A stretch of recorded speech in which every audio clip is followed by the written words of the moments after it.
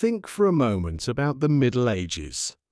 What is the first image that comes to your mind? Is it a world of grey skies and constant rain? Do you see people covered in mud, living in dark, cold huts with no hope for the future? Do you imagine a time where science was forbidden, where no one ever smiled, and where the world was stuck in a deep, endless pause between the glory of Rome and the brightness of the Renaissance? Most of us grew up with these images. We see them in movies, we read about them in fantasy novels, and we hear about the Dark Ages as if the entire world simply turned off the lights for 1,000 years. We have been taught to look back at this time with a bit of pity, or perhaps a bit of horror. But what if I told you that most of what you think you know is a shadow, a story told by people who lived much later? What if the reality was actually full of color, light, and incredible human spirit? Before we peel back the first layer of this history and begin our long walk through the truth of the medieval world, I want to invite you to be a part of our journey. If you find these stories interesting, or if they help you find a moment of peace in your day, please take a second to like and subscribe to the podcast. It costs you absolutely nothing, but for us, it helps immeasurably. It allows us to keep these stories alive and reach more people who, like you, want to relax and learn something new. And for those of you who feel like helping even more, you can buy us a cup of coffee at koajii.com/history-to-relax. Your support truly means the world to us and helps us keep this channel growing. Now, let us settle in. Let us put aside the modern world for a while and travel back. We're going to look at 20 things that history books and movies often get wrong about the medieval period. And we must start with the biggest myth of all, the very name we give to this time. We often call it the Dark Ages. This name suggests a time of ignorance, where human progress stopped and the world went backwards. But the truth is, the Dark Ages were never really dark. This term was actually invented much later, during a time called the Renaissance. Scholars at that time wanted to feel special. They wanted to show that they were the ones who finally woke up and brought back the knowledge of the Greeks and Romans. To make themselves look better, they painted the 1,000 years before them as a long, miserable night. They wanted people to believe that nothing good happened between the fall of Rome and their own time. But if you were actually living in the year 800 or 1200, you wouldn't have felt like you were living in the dark. You would have seen a world that was constantly changing, building, and dreaming. Think about the great cathedrals. If you have ever stood inside a Gothic cathedral, you know that they are anything but dark. They are filled with massive windows of stained glass that turn sunlight into a rainbow of colors across the stone floor. These buildings were the tallest structures in the world for centuries. To build them, medieval people had to be masters of math, physics, and engineering. They didn't have computers or modern cranes. They had their hands, their minds, and a deep understanding of how to balance weight and light. This is not the work of people living in an ignorant age. It is the work of geniuses who were pushing the limits of what was possible. Beyond the stone and glass, the medieval period was also a time of great intellectual light. Did you know that the very idea of a university was born in the Middle Ages? Places like Bologna, Paris, and Oxford started during this time. These were places where people gathered from all over the continent to study law, medicine, and philosophy. They argued about the nature of the universe and the laws of logic. They didn't just sit around waiting for the Renaissance to happen. They were the ones who laid the foundation for it. Without the medieval scholars who preserved ancient texts and wrote new ones, the modern world, as we know it, simply would not exist. We also have the Middle Ages to thank for many things we use every day. Think about the glasses you might wear to read, or the mechanical clock on your wall. Both of these were medieval inventions. Before the mechanical clock, time was measured by the sun or by falling water. It was the medieval monks, wanting to be precise with their prayers, who helped develop the gears and weights that allowed us to track time accurately. They were obsessed with order and understanding the world around them. And it wasn't just in the tall towers of universities or the quiet halls of monasteries that life was moving forward. In the fields and the markets, people were finding new ways to live. They invented better plows that could turn the heavy soil of northern Europe, which led to more food and a growing population. They developed the three-field system of farming, which was a very clever way to keep the soil healthy and productive. This was a time of growth. Trade routes were opening up, connecting distant lands. People were traveling, sharing ideas, and bringing back spices, silks, and stories from faraway places. When we call this time dark, we are ignoring the millions of people who lived, loved, and created during those 10 centuries. We are ignoring the beautiful poetry, the complex music, and the intricate jewelry they made. The Middle Ages were a bridge. It was a time when the old world of Rome was being transformed into something new. It was a time of transition, yes, but it was also a time of incredible vibrance. The people of that time weren't waiting for a light to be turned on. They were busy building their own lamps. As we move forward in our journey, we will see that this vibrancy touched every part of their lives, from what they ate to how they cleaned themselves. We often imagine them as people who didn't care about their bodies or their surroundings, but that is another shadow we need to clear away. We have been told for so long that the medieval person lived in a world of filth, never seeing a drop of soap or a clear pool of water. We imagine them as people who accepted smell and dirt as a natural part of life. But as we step closer to the village and look at the habits of the people who lived there, we find a much more refreshing reality. It turns out that the people of the Middle Ages cared about cleanliness much more than we give them credit for, and the idea of the dirty peasant might be just as much of a myth as the Dark Ages themselves. As we step further into our medieval village, the first thing you might notice isn't the smell of filth, but rather the scent of wood smoke, baking bread, and perhaps a hint of lavender or mint. We have been told so many times that the people of this era lived their entire lives without touching a drop of water.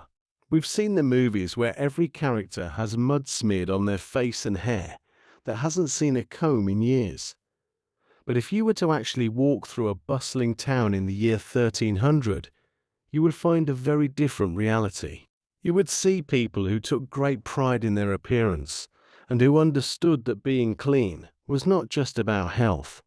It was about respect for oneself and for others. In almost every major town across Europe, there were public bathhouses. Think of these as the ancestors of our modern spas or community centers. They were called stews in some places, and they were incredibly popular. Imagine a large, warm room filled with big wooden tubs. The air is thick with steam, and the sound of laughter and conversation echoes off the timber walls. For a few small coins, anyone could come in, sit in a hot bath, and catch up on the local news with their neighbors. It wasn't just a way to get clean. It was a way to relax and socialize. These bathhouses were so common that in a city like Paris, there were dozens of them operating every single day. People didn't just bathe once a year at Christmas. Many went to the bathhouse weekly, or even more often, if they could afford it. Even for the peasants living out in the countryside, far from the big city bathhouses, cleanliness was a daily ritual. They might not have had a full tub to submerge their entire body in every day, since heating that much water took a lot of wood and time, but they were very careful about the parts of the body that were visible. Every morning, a medieval person would wake up and wash their face, hands, and neck using a basin of cold, fresh water and a linen cloth. They understood that these were the parts of the body that interacted with the world. Before every meal, there was a strict rule of washing hands. Because people often shared plates or ate with their fingers, having dirty hands was seen as a sign of very poor manners. It was a social requirement to be clean. And what about their clothes? We often imagine medieval people wearing the same brown tattered rags for decades. In reality, even a humble farmer usually had at least 2 sets of clothes, one for working in the fields and a good set for Sundays and feast days. They were quite skilled at laundry. They used a type of soap made from wood ash and animal fat, which was surprisingly effective at cutting through grease and dirt. They would take their linens down to the river or use large wooden tubs, scrubbing the fabric and then laying it out on the green grass to dry in the sun. The sun acted as a natural bleach, keeping their white linens looking bright and fresh. A person walking into a church on a Sunday would have looked clean, smelled of simple soap or dried herbs, and worn clothes that were carefully mended and washed. We should also talk about their teeth. It's a common myth that everyone in the Middle Ages had black, rotting teeth. While they didn't have modern toothbrushes or fluoride, their diet actually helped them quite a bit. They didn't have processed sugar. Most people ate a diet of coarse bread, vegetables, and small amounts of meat. Without the constant attack of sugar, their teeth stayed much healthier than you might expect. To keep their breath fresh and their teeth white, they would rub their teeth with a clean linen cloth or use small twigs from certain trees like hazel or willow, which have natural cleaning properties. They would also chew on herbs like parsley, mint, or cloves to keep their breath sweet. When archaeologists examine medieval skeletons today, they are often surprised to find that many people died with a nearly full set of healthy teeth.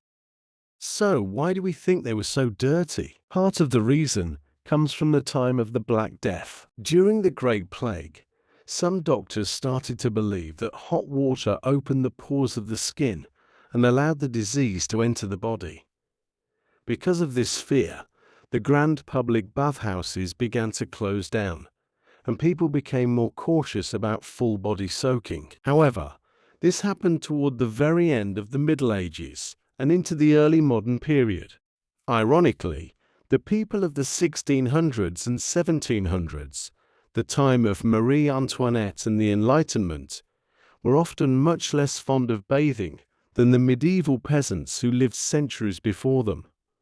We have taken the bad habits of a later time and blamed them on the Middle Ages. Another reason for this myth is that we confuse lack of technology with lack of effort. Just because they didn't have indoor plumbing or golden faucets doesn't mean they didn't care. They were incredibly resourceful. They used what they had: river water, herbal soaps, linen cloths, and a lot of hard work to maintain their dignity. When you think of a medieval woman or man now, try to picture them not as a muddy figure in a grey field, but as someone who enjoyed the feeling of cool water on their skin after a long day, someone who brushed their hair with combs made of bone or wood, and someone who valued a clean face just as much as we do today. As we leave the warmth of the bathhouse and the cleanliness of the village home, we start to look upward, toward the sky and the horizon. We've cleared away the mud from our vision of the people, but what about their minds? There is a story we've been told about how these people looked at the very world they stood upon. We're often told that they were trapped in a world of fear, believing that if they traveled too far in any direction, they would simply fall off the edge of a flat earth. We imagine them cowering in the dark, terrified of the horizon.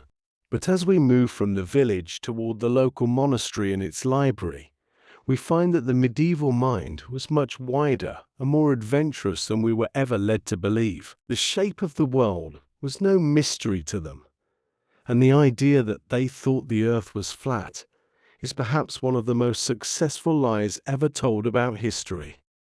Leaving the village and the bustling bathhouses behind, we walk toward the quiet stone walls of a nearby monastery.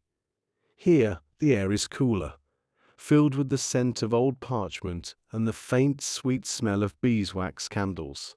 In the scriptorium, monks sit at heavy wooden desks, their pens moving slowly across sheets of vellum. You might think these men, living 1,000 years ago, were trapped in a world of superstition, believing that the earth was a flat, square map, with monsters waiting at the edges to swallow any ship that sailed too far. We've been told this story so many times. The tale of Christopher Columbus as the hero who finally proved to a fearful, ignorant world that the earth was a sphere. But as we look over the shoulders of these medieval scholars and peek at their books, we see a very different picture. The truth is that almost every educated person in the Middle Ages knew perfectly well that the earth was round. This wasn't a secret held by a few rebels. It was common knowledge taught in universities, discussed by priests, and understood by anyone who looked at the horizon. The idea that medieval people thought the world was flat is actually a myth created much later, in the 1800s, by writers who wanted to make the people of the past look more foolish than they really were. If you could go back in time and tell a 12th century professor that the earth was flat, he would likely laugh and point you toward his library. They had inherited the wisdom of the ancient Greeks, who had calculated the circumference of the earth nearly 2,000 years before. Medieval scholars like Bede the Venerable or Thomas Aquinas wrote clearly about the earth being a globe. They compared it to a ball or an orange. They understood that the reason we see the masts of a ship before the rest of the hull as it approaches from the sea is because the water itself is curved. They watched the shadows during lunar eclipses and saw the round shape of our world cast upon the moon. For them, a spherical earth was simply a fact of nature, as obvious as the sun rising in the east. In medieval art, you can see this knowledge everywhere. Think of the statues of kings and emperors from that time. Very often, they are shown holding a small golden ball with a cross on top. This is called a globus cruciger. That ball represents the world. If they believed the earth was a flat rectangle, they would have held a tablet or a box. But they held a sphere because they understood that the earth was a globe over which they hoped to rule.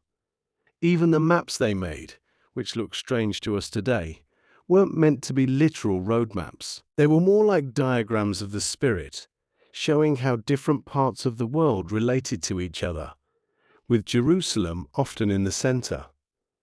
They knew the world was much larger than what they could see, and they were fascinated by the idea of what lay on the other side of the globe. Sailors, too, were far from ignorant. When a sailor traveled from the cold waters of the North Sea down toward the Mediterranean, he noticed that the stars in the sky changed. New stars appeared in the south, while familiar ones sank below the northern horizon. This can only happen on a curved surface. These men were practical. Their lives depended on understanding the sky and the sea. They weren't cowering in fear of falling off an edge.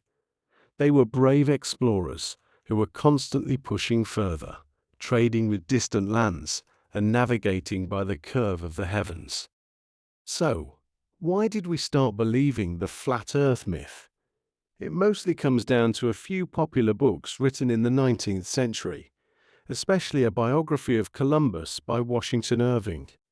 He added a lot of fictional drama to the story, claiming that Columbus had to fight against narrow-minded churchmen who thought he would sail off the edge of the world. In reality, the debate was never about the shape of the earth. Everyone agreed it was round. The real argument was about how big the earth was. The scholars were actually right, and Columbus was wrong. The scholars warned him that the ocean was far too wide for his small ships to cross before they ran out of food and water. They knew the distance was huge. Columbus was lucky that the Americas were there, or he and his crew would have surely perished in the middle of a much larger ocean than he expected. It is a beautiful thing to realize that the medieval mind was not closed or afraid. They looked up at the stars and out at the horizon with a sense of wonder, but also with a sense of logic. They saw a world that was ordered and magnificent. They didn't feel like they were living on a flat, dangerous plate, but rather on a great, mysterious sphere that was part of a vast and moving universe. This sense of order and structure extended to everything they did, including how they protected themselves and how they went to war. As we leave the quiet library and the world of scholars, we hear the distant ring of a hammer against steel. We move from the world of books to the world of the blacksmith and the knight. Just as we have been told the world was flat, we have been told that the knights who walked upon it were clumsy, metal-clad giants who could barely move. We imagine a knight falling off his horse and lying there like a turtle on its back, unable to get up without help. We see them as clumsy robots of history. But as we approach the forge and see the armor being shaped, we begin to realize that the medieval knight was far more athletic and graceful than any Hollywood movie has ever shown us. The steel they wore was not a prison, but a masterpiece of engineering that allowed for a level of movement that would surprise any modern observer. We often think of these suits of armor as being so heavy that a man would need a crane to lift him onto his horse. But the reality is a testament to the incredible skill of the medieval craftsmen. They didn't just make metal boxes, they made a second skin. And as we watch the knight prepare for battle, we see that his strength came not just from his sword, but from the agility and speed that his perfectly designed armor provided. As we stand near the heat of the blacksmith's fire, the rhythmic sound of the hammer hitting the anvil fills the air. It is a steady, almost musical beat that has echoed through villages for hundreds of years. You watch as a piece of glowing red steel is shaped into a curve, slowly becoming part of a suit of armor. In our modern world, when we think of a knight in full plate armor, we often imagine a man who is barely able to move. We think of those old movies where a knight falls off his horse and just lies there, waving his arms and legs like a beetle stuck on its back. We have been told that armor was so heavy and so stiff that a knight needed a crane just to be lifted onto his horse. But as we watch the blacksmith work, we begin to see that this image is nothing more than a ghost of a story, a misunderstanding of one of the greatest engineering achievements of the Middle Ages. The truth is that a full suit of medieval plate armor was a masterpiece of design. It was not a heavy, solid box of metal. It was a complex system of hundreds of small, interlocking pieces, all moving together in perfect harmony. Think of it more like a high-tech diving suit or a modern spacesuit. It was custom-made for the person who wore it. A knight would go to the armorer, and every part of his body would be measured with incredible precision. The goal was to create a second skin of steel that protected the wearer without taking away his ability to fight, run, and ride. When you look closely at the joints, the elbows, the knees, and the shoulders, you see a series of overlapping plates called lames. These allowed the knight to bend his limbs almost as easily as if he were wearing nothing at all. How much did this second skin actually weigh? Most people are shocked to learn that a complete suit of field armor typically weighed between 20 and 25 kilograms. Now, that might sound like a lot at first, but let's put it into perspective. A modern firefighter carrying their oxygen tank and protective gear often carries more than 30 kilograms. A soldier today, with their backpack, body armor, and equipment, can carry 40 or even 50 kilograms into battle. The medieval knight was actually carrying less weight than many of the heroes of our own time. And there was a very important difference. The weight of the armor was distributed perfectly across the entire body. It wasn't all hanging from the shoulders. A well-made suit of armor rested on the hips and was strapped tightly to the legs and arms, so the knight felt the weight evenly. The idea that a knight was a clumsy robot is a myth that mostly started in the 19th century. During the Victorian era, people loved to make the Middle Ages seem much more primitive than they really were. They even invented stories about knights being hoisted onto horses with cranes for tournaments. But think about it for a moment. If you were a soldier in a life or death situation, would you choose to wear something that made you unable to move? Of course not. A knight's life depended on his speed and his agility. He had to be able to leap onto his horse, climb a ladder during a castle siege, and move quickly on his feet if his horse was killed in battle. There are historical accounts of knights doing somersaults and cartwheels in full armor just to show off their fitness. Modern historians have even filmed people wearing exact replicas of medieval armor, and they can run, jump, and even do mountain climbing.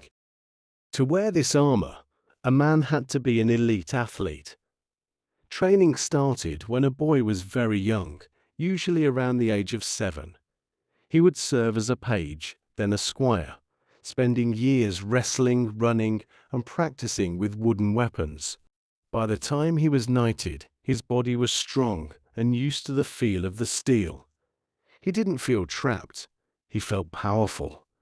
The armor was his shield, but his true strength was his movement. He could fall to the ground and spring back up in a single motion. He could dance through a battlefield with a grace that we rarely see in the movies. As we watch the knight finish his training, he wipes the sweat from his brow and prepares to head toward the great hall. The sun is beginning to set, and the smell of roasting meat and wood smoke is growing stronger. The physical work of the day is done, and it is time for the evening meal. This brings us to another part of medieval life that we often get wrong: the food. Just as we imagine the knight as clumsy, we often imagine the medieval dinner table as a place of misery. We have been told that they ate rotten meat, covering the terrible taste with heavy spices, because they had no way to keep food fresh. We imagine them sitting in the dark, chewing on grey, spoiled beef, and wishing they lived in a time with refrigerators. But as we walk toward the Great Hall, we see a very different scene. The tables are being set with white cloths, and the kitchen is a hive of activity. We're about to discover that the medieval palate was much more sophisticated than we thought, and that the story of rotten meat is perhaps one of the strangest myths of all. After all, if a knight could afford a suit of armor that cost as much as a small house, he certainly wasn't going to spend his gold on meat that would make him sick. The truth of the medieval kitchen is filled with flavors and colors that would surprise even the most modern chef, proving once again that these people knew exactly how to make the most of the world around them.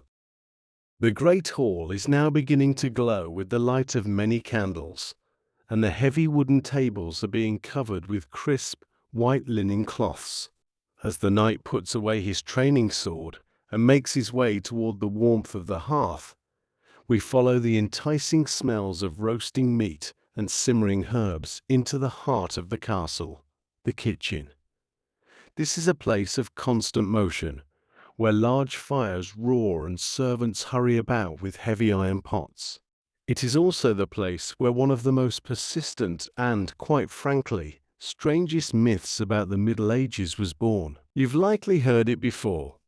The idea that medieval people lived on a diet of grey, spoiled meat, and that they used heavy spices like pepper and cinnamon to hide the terrible taste and smell of rot. We imagine a lord sitting at his table, holding his nose while he eats a piece of beef that should have been thrown away weeks ago, hoping the ginger and cloves will save him from getting sick. But as we stand here in the kitchen, watching the head cook inspect a fresh side of venison, we start to realize how little sense that story actually makes. Let's think about it for a moment with our own logic. In the Middle Ages, spices like black pepper, cinnamon, ginger, and saffron were not just ingredients you found in a small jar at the grocery store. They were incredibly rare luxury items. They had to be carried by caravans and ships across thousands of miles, through deserts and over mountains, all the way from India, China, and the Spice Islands. By the time a single pound of peppercorns reached a castle in Europe, it could cost as much as a small plot of land or a fine horse. These spices were essentially edible gold. They were a status symbol, a way for the wealthy to show their guests just how much power and money they had. Now ask yourself this. If you were a wealthy lord who could afford to buy a bag of pepper that cost a fortune, would you really use it to cover up the taste of cheap, rotten meat? It would be like buying a diamond ring and using it to hold a garbage bag closed. It simply doesn't make sense. If you had the money for spices, you certainly had the money for the very best, freshest meat from your own forests and farms. In fact, for the wealthy of the Middle Ages, freshness was a point of pride. Many castles had their own fish ponds and deer parks, so that meat could be brought straight from the water or the woods to the kitchen in a single day. They were obsessed with the quality of what they ate. So, how did they keep their food from spoiling without refrigerators? They were actually masters of food preservation, using techniques that had been perfected over thousands of years. Long before the first freezer was ever built, people knew how to use the elements to their advantage.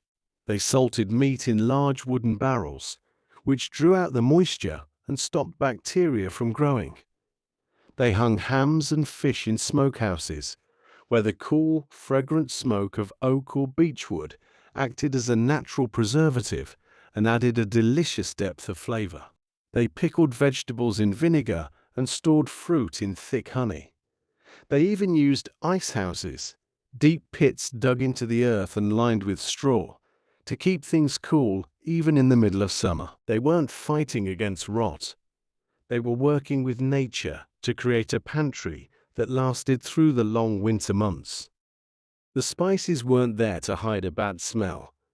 They were there because the medieval palate loved bold, complex flavors. If you were to taste a meal in a great hall, you might be surprised by how modern it feels. They loved the combination of sweet and savory.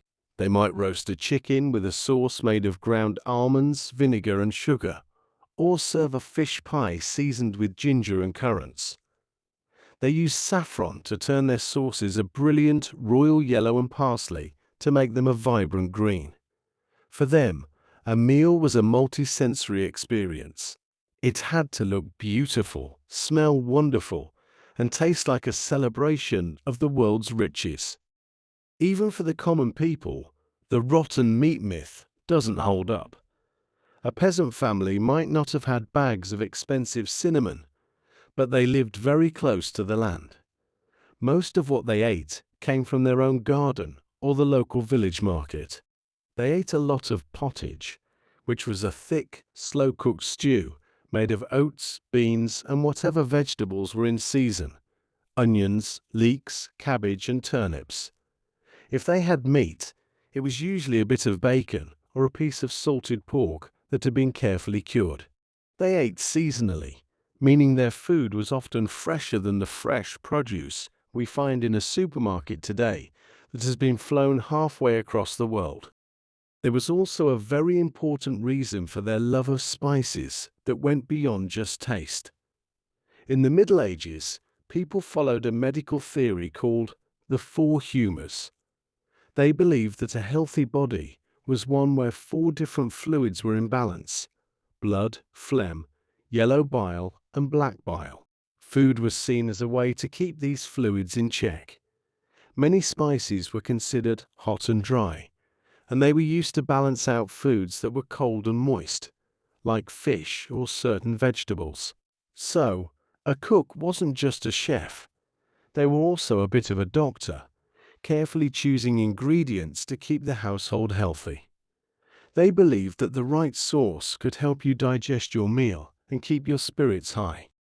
As we watch the servants begin to carry the steaming platters of food from the kitchen into the great hall, we see a world of variety and care. We see people who understood the value of a good meal and the science of keeping it safe to eat. But this focus on health and food leads us to another question that often comes up when we think about the people of this time.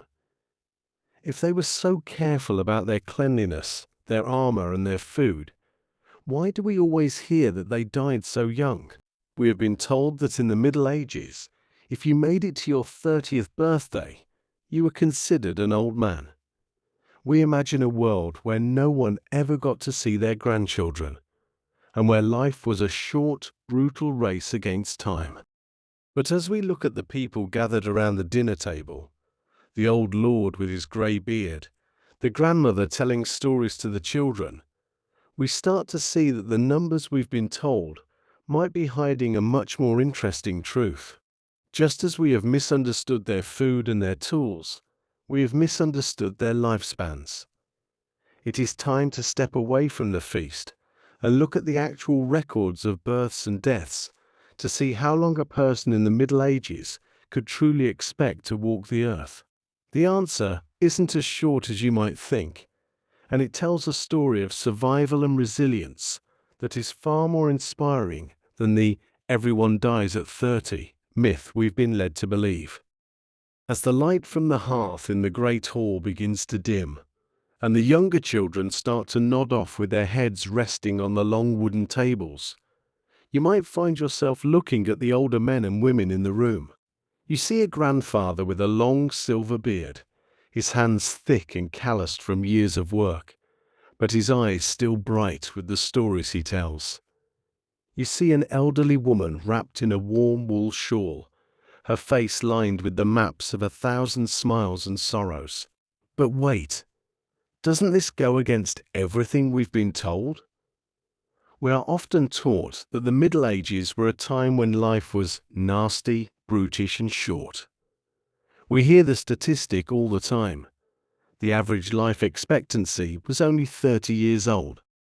When we hear that number 30, we imagine a world where everyone is a teenager or a young adult. We imagine that by the time you reach 25, you were already middle-aged, and by 35, you were an ancient relic of the past. It sounds like a terrifying, frantic race against the clock. But as we sit here in the quiet of the evening, watching the elders of the village, we realize that the number 30 is a very tricky thing. It is a piece of math that has been misunderstood for a very long time. The reason the average life expectancy was so low wasn't because people suddenly dropped dead the moment they turned 30. It was because the first few years of life were incredibly dangerous.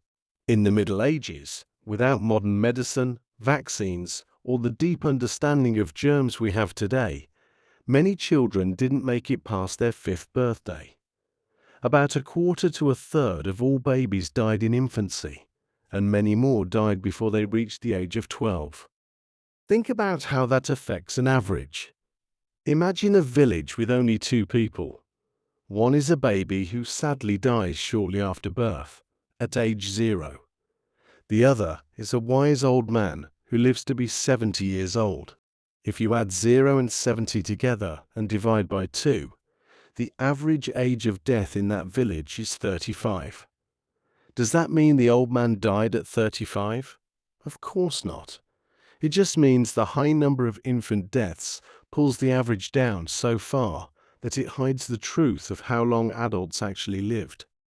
In reality, if a medieval person survived the dangerous years of childhood and made it to their teens, they had a very good chance of living a long, full life. Once you reached the age of 21, it was quite common to live into your 60s, 70s, or even 80s. We have records of kings and queens, like Edward I of England or Eleanor of Aquitaine, who lived well into their late 70s and early 80s, remaining active and powerful until the very end. And it wasn't just the rich. Archaeologists studying the bones of ordinary peasants often find people who lived to be 70 or older.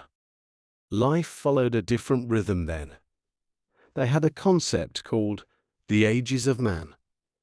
They saw life as a series of stages, like the seasons of the year.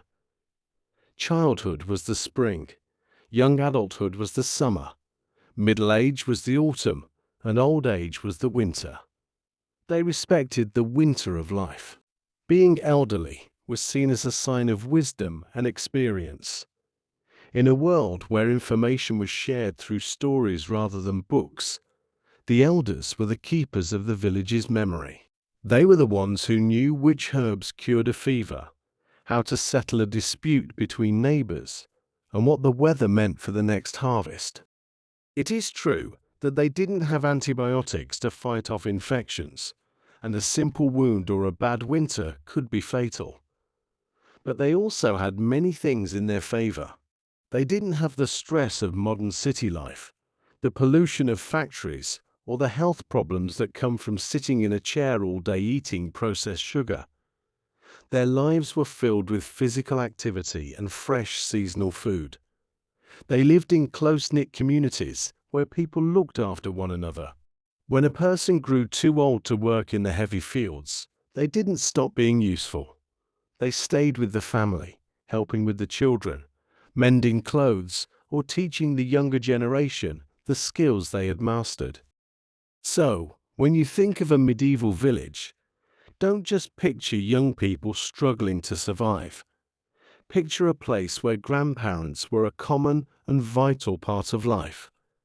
Picture a world where people grew old with dignity, surrounded by their families.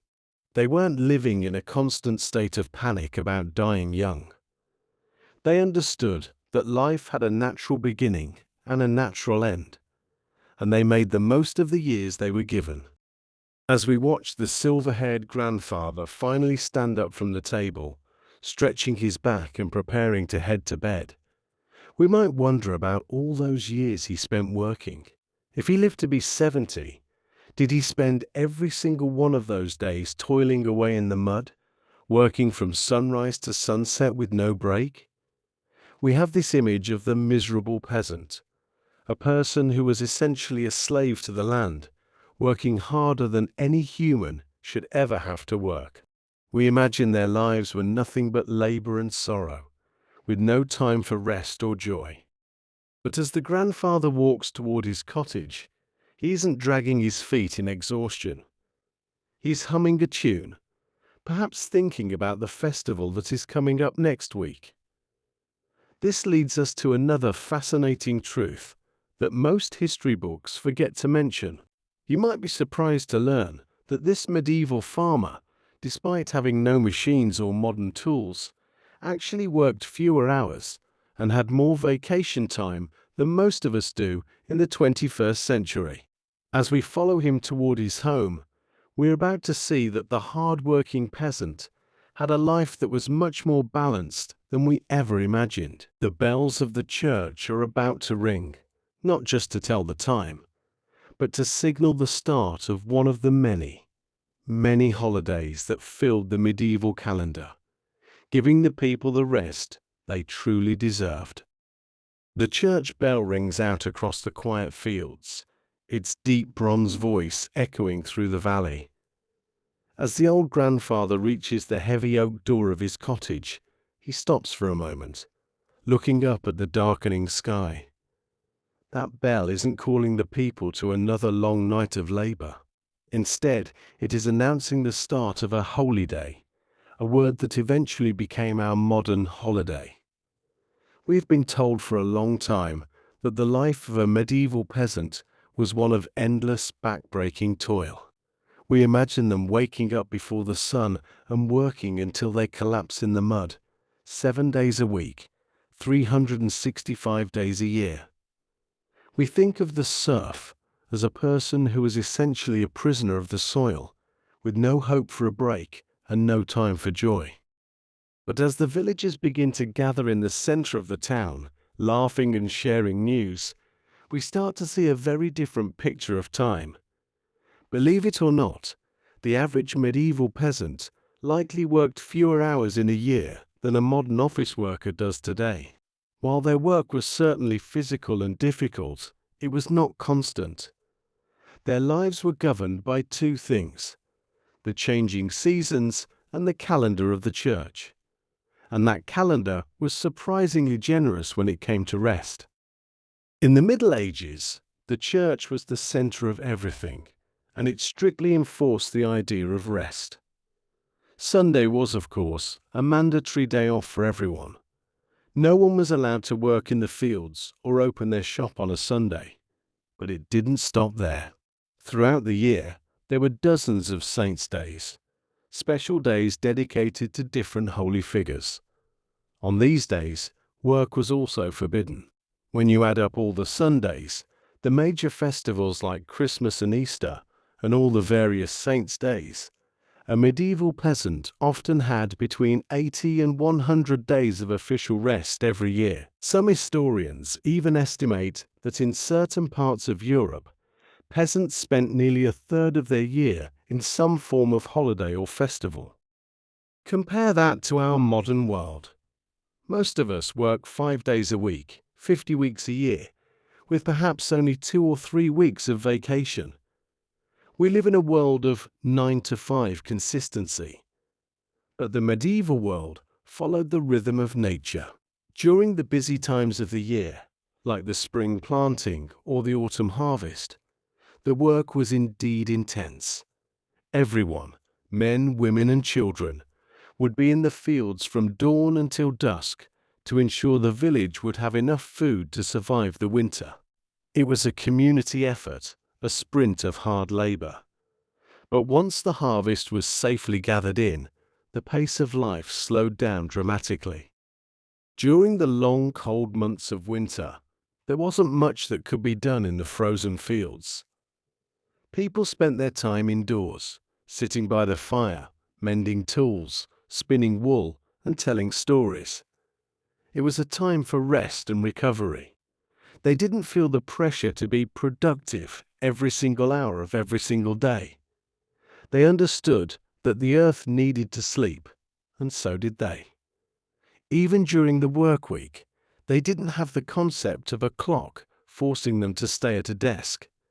If the rain was too heavy to work, they stopped. If the sun was too hot, they took a long break in the shade. Their time belonged to the task at hand and the weather, not to a manager or a stopwatch. And these holidays weren't just quiet days of sitting around. They were true celebrations. A medieval festival was an explosion of color and sound. There would be communal meals where everyone brought something to share. There was ale, a simple, hearty drink that was often brewed by the local women. There was music from pipes and drums, and there was dancing that would last well into the night. They played games that were ancestors to our modern sports, rough versions of football, wrestling matches, and archery contests. These were times when the social rules were relaxed, when people could laugh at themselves and their leaders, and when the entire community felt like one big family. The miserable peasant is a myth that was created by later generations who wanted to show how much better the modern world is because of technology. But while we have machines to do our work, we have also lost that sense of collective rest. We carry our work in our pockets on our phones, and we often feel guilty when we aren't busy. The medieval peasant, however, had a clear boundary. When the bell rang for a holy day, the work stopped. Period. They didn't check their emails or worry about their to-do list. They gave themselves fully to the feast and the rest. So, as we look at the village square, where a fire has been lit and the sound of a fiddle is beginning to play, we see people who knew how to balance the hard work of survival with the deep necessity of joy. They didn't see themselves as victims of a cruel system, but as people who were part of a great cycle. They knew that after the sweat of the harvest came the sweetness of the feast. They lived in a world that was difficult, yes, but it was also a world that gave them permission to stop and breathe. As the music grows louder and the dancers move in circles around the fire, you might notice something else about this scene. In the movies, these festivals are always shown in shades of brown and grey, with people wearing dirty, dull clothes in a world that looks like it has never seen a sunset. We imagine the Middle Ages as a colourless time, a world of shadows and mud. But as the firelight hits the dresses of the women and the tunics of the men, we see flashes of deep red, bright blue, and rich forest green. We are about to discover that the medieval world was not a place of grey shadows, but a world that was obsessed with colour, light, and beauty. The darkness we often associate with this time was actually a world as vibrant and colourful as a garden in full bloom. And the way they used colour in their everyday lives tells us so much about how they truly saw themselves and the world around them. As the fire in the village square burns brighter, casting long, dancing shadows against the timber-framed houses, take a closer look at the people gathered around the flames. In almost every movie or television show about the Middle Ages, the world is shown in shades of muddy brown, damp grey, and cold charcoal. We have been conditioned to think that realism in history means a lack of colour. We imagine a world where the sky was always overcast, the clothes were always stained with soot, and the very walls of the castles were nothing but bare freezing stone. We've been told that bright colours were a luxury only for the ultra-rich, and that everyone else lived in a landscape that looked like a faded old photograph. But as the light of the festival fire hits the crowd, you begin to see the truth. The medieval world was not a grey world. It was a world obsessed with colour. To the people of that time, colour was life. It was a way to praise the beauty of creation, to show one's place in society, and to bring light into a world that didn't have electricity. If you could step into a time machine and walk through a medieval market, the first thing that would hit you wouldn't just be the sounds and smells, but the sheer, brilliant intensity of the visual world. Let's start with the clothes. Even a humble peasant woman at this festival is likely wearing a dress of deep, earthy red or a bright sky blue. They didn't have synthetic chemicals, but they were masters of natural dyes. They used plants that grew right in their own fields or along the roadsides.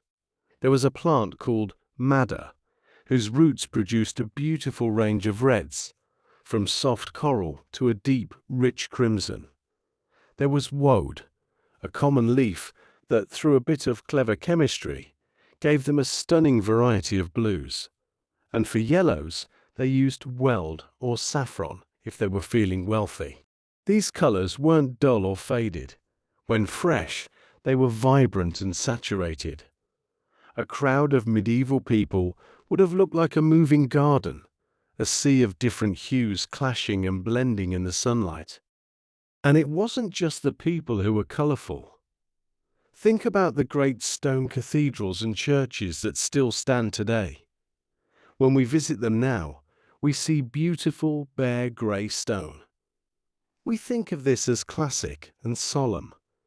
But to a medieval person, a bare stone wall was unfinished. It was like a canvas waiting for paint. In the Middle Ages, the insides of these churches were covered from floor to ceiling in bright, narrative paintings. The pillars were striped with gold and red. The ceilings were painted like the night sky with blue paint and gold stars. And every statue of a saint was painted to look as lifelike as possible, with rosy cheeks and colorful robes. They wanted their holy places to feel like a glimpse of heaven, and heaven, in their minds, was definitely not grey. Even the castles, which we think of as dark and gloomy fortresses, were decorated with immense care. The cold stone walls were covered with tapestries, huge hand-woven blankets of wool and silk that depicted scenes of hunting, legends, and flowery gardens. These served two purposes. They kept the drafts of cold air out, and they filled the room with color. The floors might be covered in fresh green rushes and fragrant herbs like lavender or meadowsweet. If you were a guest in a lord's hall, you would be surrounded by patterns, heraldic banners of red and gold, and the warm glow of painted wood. Why does Hollywood keep giving us the grey filter? It's mostly because of a trend in modern storytelling. We often associate dark and gritty with serious and realistic. We think that if a movie is too colorful, it will look like a fairy tale rather than a historical drama. But by washing out the color, we're actually losing the spirit of the people who lived then. For them, color was a shield against the darkness of the night and the cold of the winter. They lived in a world where everything was made by hand, and adding color was a way to show that you cared about the object you had created. Even their books, the famous illuminated manuscripts, show this love for the visual. A monk wouldn't just write the words of a prayer. He would surround the first letter with a miniature painting of vines, birds, and gold leaf that would catch the light as the page turned. They used ground-up semi-precious stones, like lapis lazuli from Afghanistan, to get the perfect shade of blue. They wanted every page to be a treasure. This was a culture that didn't just see the world. They celebrated it with every pigment they could find. This love for brightness and light tells us something important about the medieval mind. They weren't a depressed or dark people. They were a people who looked for beauty in everything. They saw the world as a place of wonder. However, just because they loved color and light doesn't mean their world didn't have its share of shadows. We have cleared away the myth of the gray world, but there is another shadow that people often associate with this time, a shadow of fear and superstition. When we think of the Middle Ages, we often think of witch hunts. We imagine thousands of innocent women being chased through the streets and sent to the flames by angry, ignorant mobs and cruel church leaders. We see the burning times as a central part of medieval life. But as the festival fire begins to burn low, and we think about the laws and the beliefs of the people standing around it, we find another surprising truth. The great wave of witch trials that we see in movies didn't actually happen in the Middle Ages. In fact, for most of the medieval period, the church had a very different and much more surprising view of magic. As we move from the bright colors of the festival into the deeper questions of faith and law, we are about to discover that the witch-burning era was actually a product of a much later, more modern time. The festival fire has begun to settle now.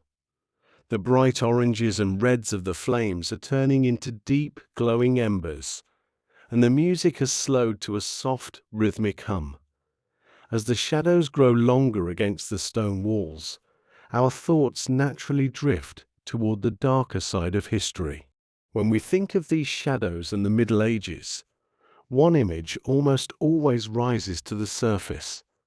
A woman being chased through a village by an angry mob holding torches, accused of being a witch. We have been told that the medieval period was a time of the burning times, a dark era where thousands of innocent women were sent to the flames because of superstition and a fearful church. We imagine that every time a cow got sick or a storm ruined the crops, the villagers would find someone to blame and call for a trial. But as we sit here in the quiet of the night, looking at the stars that the medieval people also watched with such wonder, we find a truth that is quite surprising. If you were a person living in the year 1000 or 1200, the Great Witch Hunt was not something you would have ever seen. In fact, for most of the Middle Ages, the idea of a massive, organized hunt for witches simply did not exist. The trials and the widespread fear that we see in movies like The Crucible or in stories about the Salem witch trials actually happened much later. They were a product of the 16th and 17th centuries, the early modern period, not the Middle Ages. To understand why this is so important, we have to look at how the medieval church actually viewed magic. For hundreds of years, the official position of the church was not that witches were dangerous enemies to be hunted, but rather that they were an illusion. There was a very famous piece of church law called the Canon Episcopi, written early in the Middle Ages. This law stated that believing in witches who could fly through the air or change their shape was actually a sin. Why? Because the church believed that only God had the power to do such things. To believe that a human being could use magic to fly was seen as a sign of a weak and superstitious mind. If a peasant came to a priest and claimed their neighbor had used a spell to sour the milk, the priest wouldn't call for a trial. Instead, he would likely tell the peasant to pray more and stop believing in silly stories. For a long time, the medieval world was actually quite rational in its own way. They saw magic mostly as folk medicine or old traditions. The woman in the village who knew which herbs could stop a fever or help a mother during childbirth wasn't seen as a servant of darkness. She was the village doctor. People went to her because she had the knowledge that had been passed down through generations. The church might not have always liked these folk traditions, but they didn't see them as a reason to start a fire. They saw them as remnants of an older, less educated time that would eventually fade away. This doesn't mean that there were no trials at all, but the legal system of the Middle Ages was much more careful than we think. In many places, if you accused someone of a crime like witchcraft and you couldn't prove it, you were the one who would be punished. This rule of equal punishment made people very hesitant to make wild accusations. They knew that if they pointed a finger at a neighbor without strong evidence, they might end up in court themselves. The church and the local lords preferred order and peace in their lands. A mob of angry villagers was a threat to that order, and the leaders of the Middle Ages spent a lot of effort trying to stop mobs, not starting them. So, when did the real witch hunts start? They began as the Middle Ages were ending, and the world was moving into a time of great change and stress. When the printing press was invented, it allowed for the spread of new, terrifying books like the Malleus Maleficarum or The Hammer of Witches. This book, written near the end of the 15th century, argued that witches were a real and present danger. Because books could now be printed in large numbers, these fearful ideas spread much faster than the old calm laws of the medieval church ever could. It was during the Renaissance and the Reformation, times we often think of as enlightened, that the real terror began. It was a time of religious wars and social panic, and people looked for someone to blame for the chaos of the world. It is a strange irony of history. We blame the Dark Ages for the witch trials because it fits our image of a superstitious and cruel time. But the medieval person was, in many ways, protected from this madness by their own laws and their own faith. They lived in a world where the supernatural was real, yes, but it was a world that was ordered and understood. They didn't feel the need to hunt their neighbors because they believed that God was in control of the wind and the rain, and no human witch could change that. As we think about this shift from a calm, ordered legal system to the fear of the later centuries, our minds often turn to how justice was carried out. If we imagine witch trials, we also imagine the terrible ways people were punished. We think of the dark dungeons under the castles and the strange, cruel machines that were supposedly used to hurt people. One of the most famous images of all is a tall metal box shaped like a woman with sharp spikes on the inside. The Iron Maiden. We have been told that these were common sights in the Middle Ages, used to terrify the public and punish the guilty. But just as we have found that the witch hunts were not what they seemed, we are about to discover that the Iron Maiden and many of the other famous torture devices we see in museums are actually fakes. They are inventions of a much later time, created to make the Middle Ages look more brutal than they truly were. As the last of the fire's light fades and the stars shine even brighter, we are going to look into the darkness of the dungeon and find that the truth about medieval justice is far less spiky, but perhaps even more interesting than the legends. We are moving from the fear of magic to the reality of the law, and we will see that the medieval people cared about the truth just as much as we do, even if their methods of finding it were very different from our own. As the night grows deeper and the village settles into a heavy, peaceful sleep, we find ourselves standing before the dark, iron-studded door of a castle's lowest level. In our modern imagination, this is the place of nightmares. We think of the dungeon, a word that brings to mind cold, wet stone walls, heavy chains rattling in the dark, and strange, terrifying machines designed to cause pain. Among all these images, there is one that stands out as the most famous and the most frightening of all: the Iron Maiden. You've likely seen it in museums or movies. A tall, metal box shaped like a woman with a calm face. But when the doors open, the inside is lined with long, sharp iron spikes. We are told that a prisoner would be pushed inside, the doors would be closed, and the spikes would do their terrible work. It is the perfect symbol for what we think the Middle Ages were: a time of mindless cruelty and inventive violence.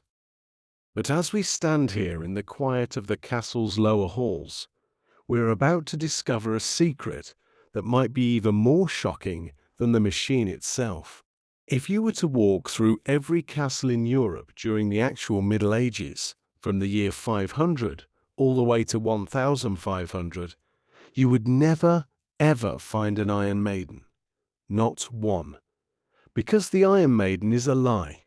It is a fake, a piece of historical fiction created hundreds of years after the Middle Ages had already ended. This terrifying device was actually invented in the late 1700s and early 1800s.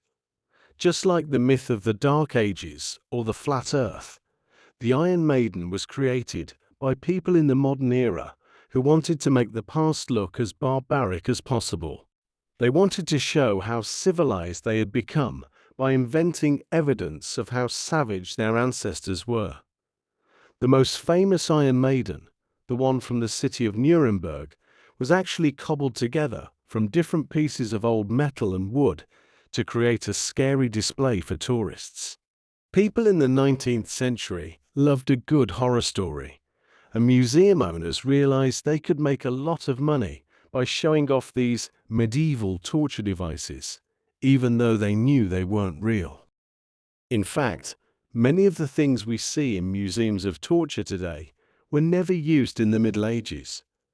The Pier of Anguish, the spider, and many of the complicated clockwork machines of pain were either invented much later or were only ever described in fictional stories to scare readers. This doesn't mean the Middle Ages were a time of perfect peace and kindness.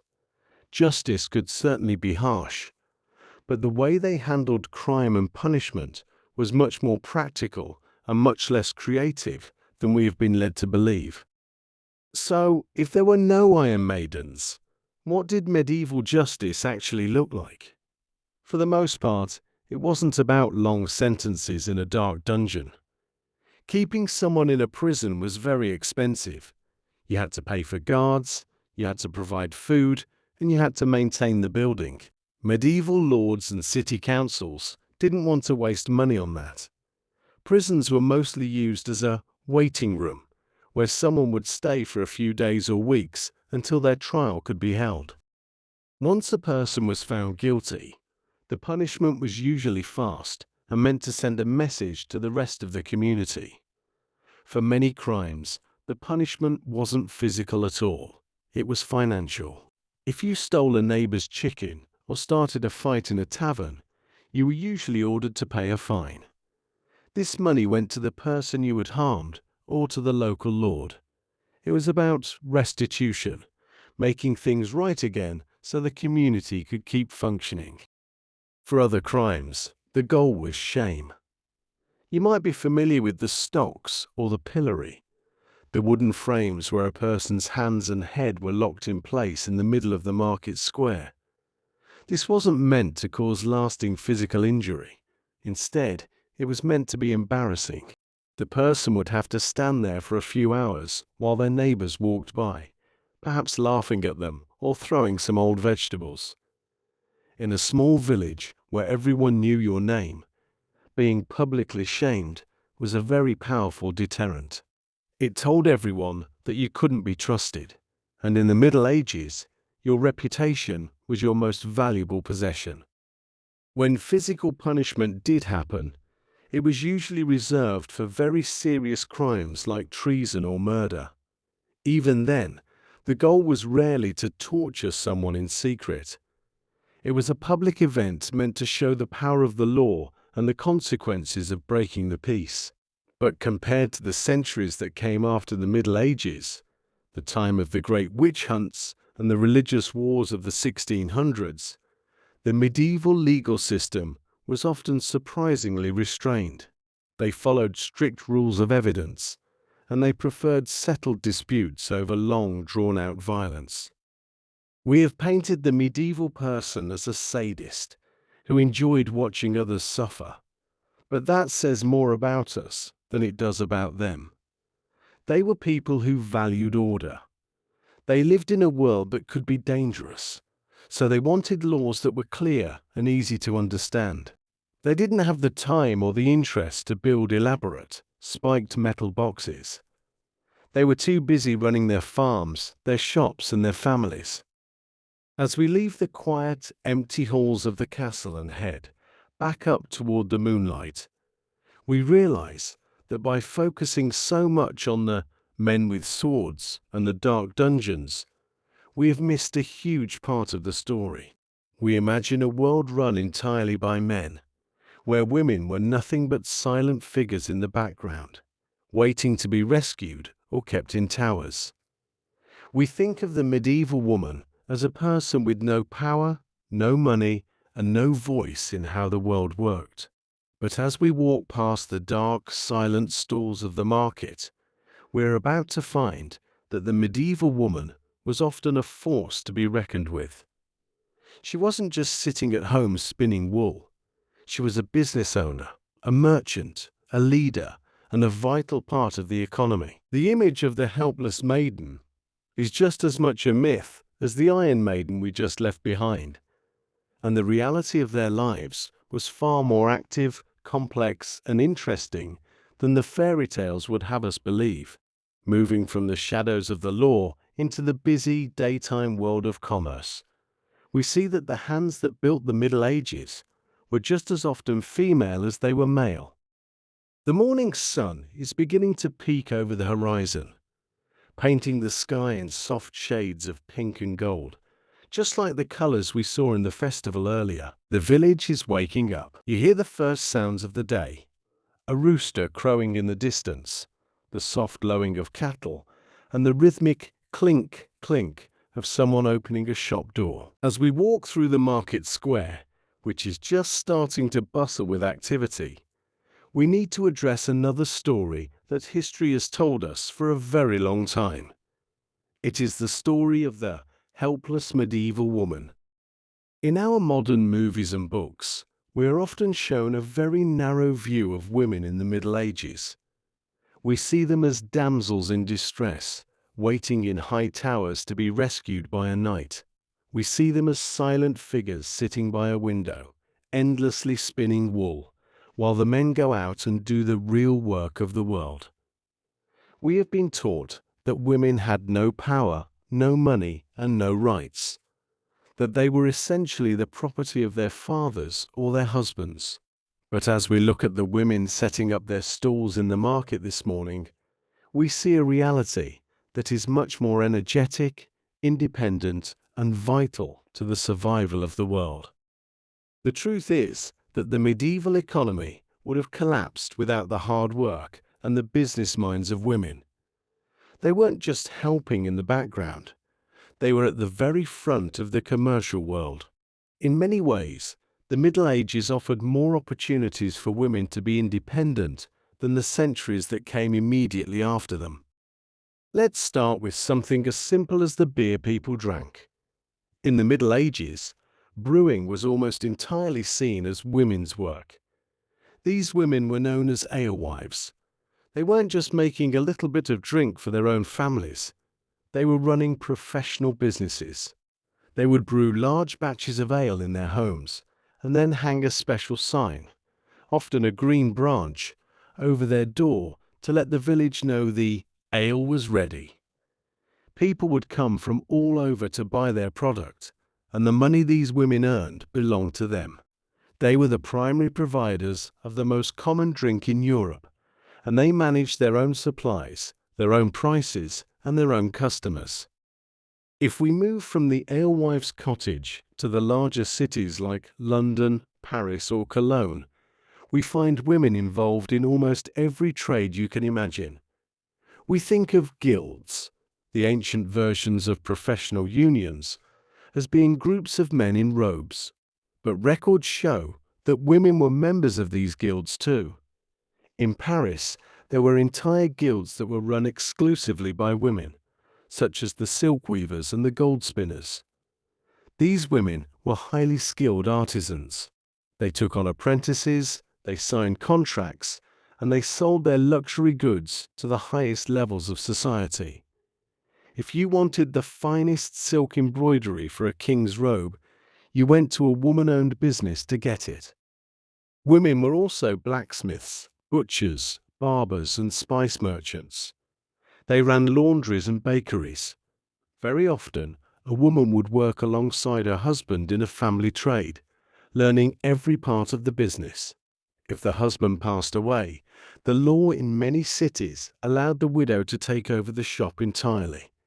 She would become the master of the craft, running the workshop and managing the male employees.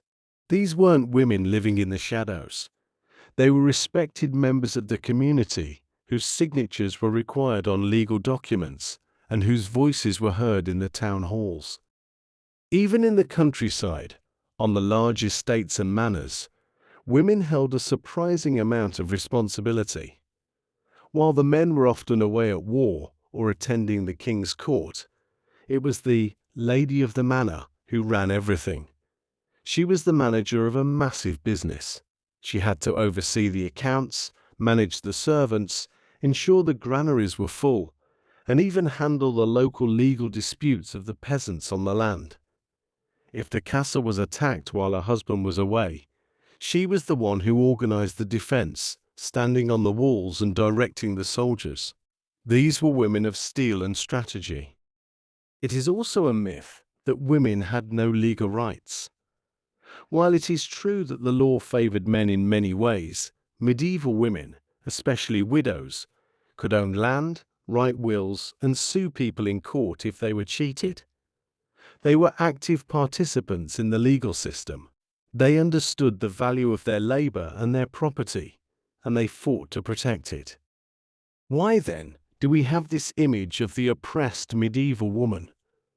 Much of it comes from the 19th century again. During the Victorian era, the ideal for a woman was to stay at home and be delicate. Historians of that time looked back at the Middle Ages through their own lens and assumed that because medieval women lived in a primitive time, they must have been even more restricted. But in reality, the Victorian woman was often more trapped in her home than the medieval peasant woman who spent her day running a business in the market, or the medieval artisan who ran her own guild. As we watch a group of women laughing and negotiating the price of wool in the center of the square, we see a world where gender roles were more fluid than we thought. Life was hard, and it required everyone to contribute. There was no time for delicate damsels, when there was a harvest to gather, a business to run, or a community to lead. The medieval woman was a builder of her world, a person of action and intelligence, who didn't need a knight to rescue her, because she was too busy rescuing the economy every single day. As the market grows louder, and the air fills with the sounds of people talking, shouting prices and sharing news, we might wonder how all these people stayed so connected. We imagine that in a world without the internet, phones, or even many books, people must have lived in a bubble of silence. We think of them as isolated and illiterate, knowing nothing of the world beyond their own small village. We imagine that because they couldn't read a printed newspaper, they must have been stupid or uninformed. But as we listen to the chatter around us, we realize that the flow of information in the Middle Ages was fast, constant, and incredibly clever. Just as we have misunderstood the power of women, we have misunderstood how people learned and shared knowledge. The illiterate peasant might not have had a library, but he lived in a world of stories, memory, and a different kind of reading that we have almost forgotten today. As we walk away from the market stalls and toward a group of people gathered around a traveling storyteller, we are about to see that the Middle Ages was not a world of silence, but a world where the spoken word was a powerful and beautiful light. The market is a sea of voices, a constant hum of negotiation, laughter, and news being passed from hand to hand, along with the bread and the wool. As we move through this crowd, we might find ourselves feeling a little bit sorry for these people. We look at the farmer, the weaver, and the blacksmith, and we think to ourselves, it is such a shame they lived in a world of silence. It is so sad that they couldn't read or write, knowing nothing of the world beyond their own small horizon. We have been told that the Middle Ages was a time of deep, dark illiteracy, where only a few monks in lonely towers knew how to hold a pen, while everyone else lived in a state of uneducated fog. We imagine them as stupid, simply because they didn't have books in their homes or newspapers on their doorsteps. But as we stop to listen to a man standing on a wooden crate, shouting the latest news from the royal court, we begin to realize that our modern idea of literacy is a very narrow thing. We have confused the ability to read a printed book with the ability to think, learn, and be informed. The truth is that the medieval world was not a world of silence.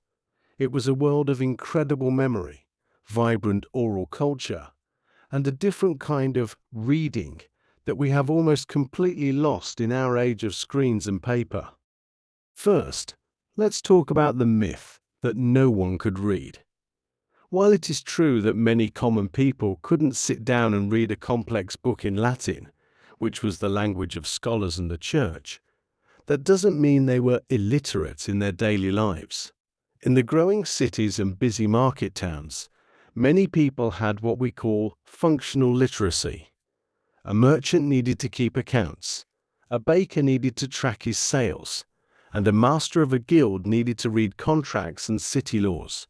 They might not have been reading poetry for fun, but they could read and write what they needed to survive and thrive in their business. Recent research has shown that in cities like London or Florence, a surprising number of ordinary people could sign their names and read basic documents in their own languages, like English, French, or Italian.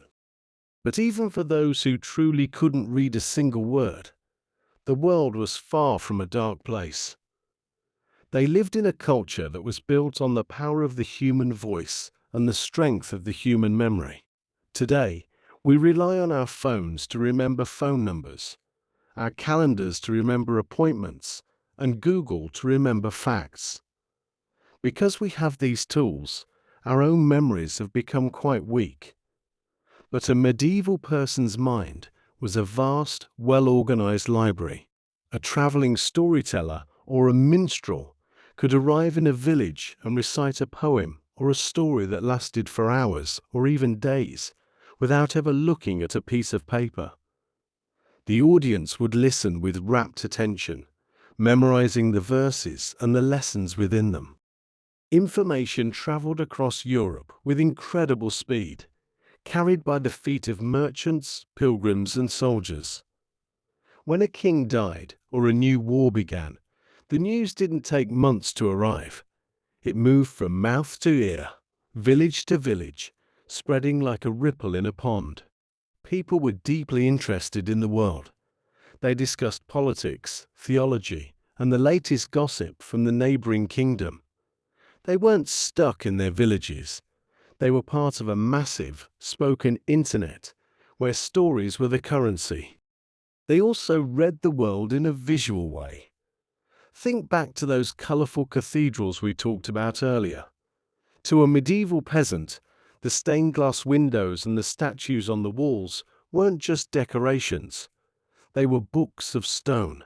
They could read the entire story of the Bible, the lives of the saints, and the history of their own country just by looking at the images around them. Every color, every animal, and every gesture in a painting had a specific meaning that everyone understood. They were visually literate in a way that would put most modern people to shame. They saw symbols and stories everywhere, in the carvings on a wooden bench, in the embroidery of a tapestry, and even in the shape of the tools they used. Knowledge was shared through apprenticeship. If you wanted to learn how to be a carpenter, you didn't go to a school and read a textbook. You sat at the feet of a master. You watched, you listened, and you practiced. This was a living education. It was a transfer of wisdom from one human being to another, built on trust and direct experience. They didn't see learning as something that happened only in a classroom. They saw it as a lifelong process of paying attention to the world and the people around them. So when we look at the illiterate peasant, we shouldn't see someone who was dumb. We should see someone who had a mind like a steel trap. Someone who could read the weather by the shape of the clouds, read the law by the traditions of their elders, and read the stories of their faith by the light of a stained glass window. They were informed, they were curious, and they were deeply connected to the human voice. They understood that a story told out loud has a magic that a printed word can never truly capture. As the storyteller on the crate finishes his tale and the crowd begins to break apart, laughing and talking about what they have just heard, we notice a group of young men whispering in a corner. They are talking about the rules of the world, about the laws that govern the land and the rights of the lords who rule over them. This brings us to a very famous and very dark story about medieval law. You've likely heard it in movies like Braveheart. It is the story of the droit du seigneur, or the right of the first night. We are told that a medieval lord had a legal right to spend the first wedding night with any woman on his land who was getting married. It is a story used to show the absolute cruelty and power of the nobility over the common people. But as we follow these young men and listen to how they actually view the law, we find that this terrifying right is perhaps the most famous legal myth of the entire Middle Ages. Just as they weren't dumb because they couldn't read, they weren't victims of this specific, strange law. The truth of how a lord related to his people was governed by a complex system of contracts and ancient traditions, and the first night myth is a story that tells us more about the people who invented it than the people who actually lived in the Middle Ages.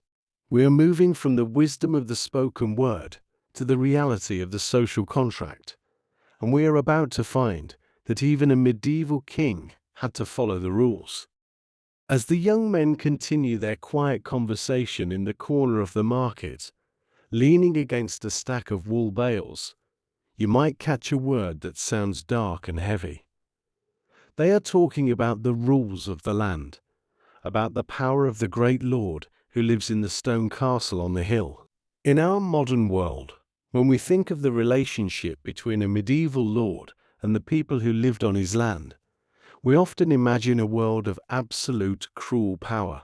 We've seen it in the movies, most famously in the film Braveheart, where a local lord claims a terrifying legal right called the droit de seigneur, or the right of the first night. The story goes like this.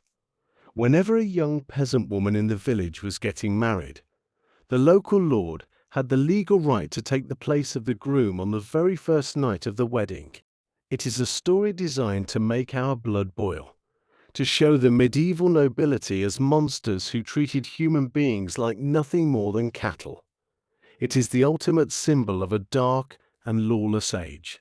But as we stand here in the morning light, watching the villagers go about their business with a sense of dignity and order, we are about to uncover a truth that is much more surprising. If you were to search through every law book, every court record, and every royal decree from the entire 1,000-year span of the Middle Ages, you would find something incredible.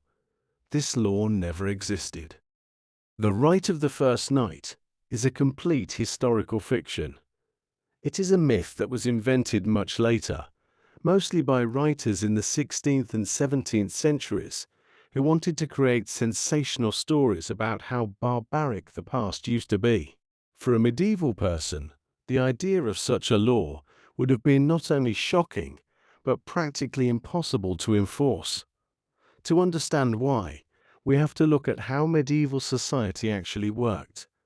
It wasn't a world of, do whatever you want if you have a sword. It was a world governed by a very strict and complex system of contracts, traditions, and, most importantly, the church.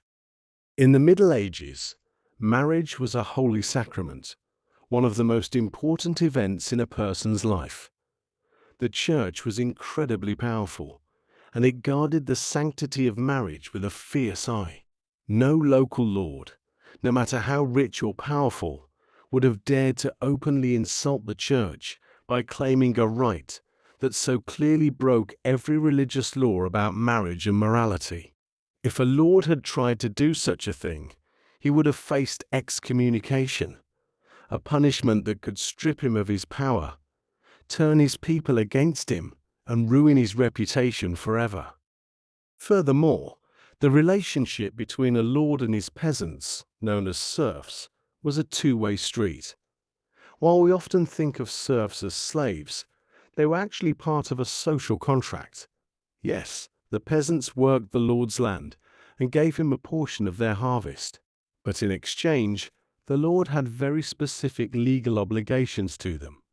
He had to provide them with protection from raiders. He had to maintain the local mills and ovens, and he had to provide a fair court where they could settle their disputes. If a lord began to act like a tyrant, breaking the ancient customs of the land, the peasants wouldn't just sit there. They knew their rights.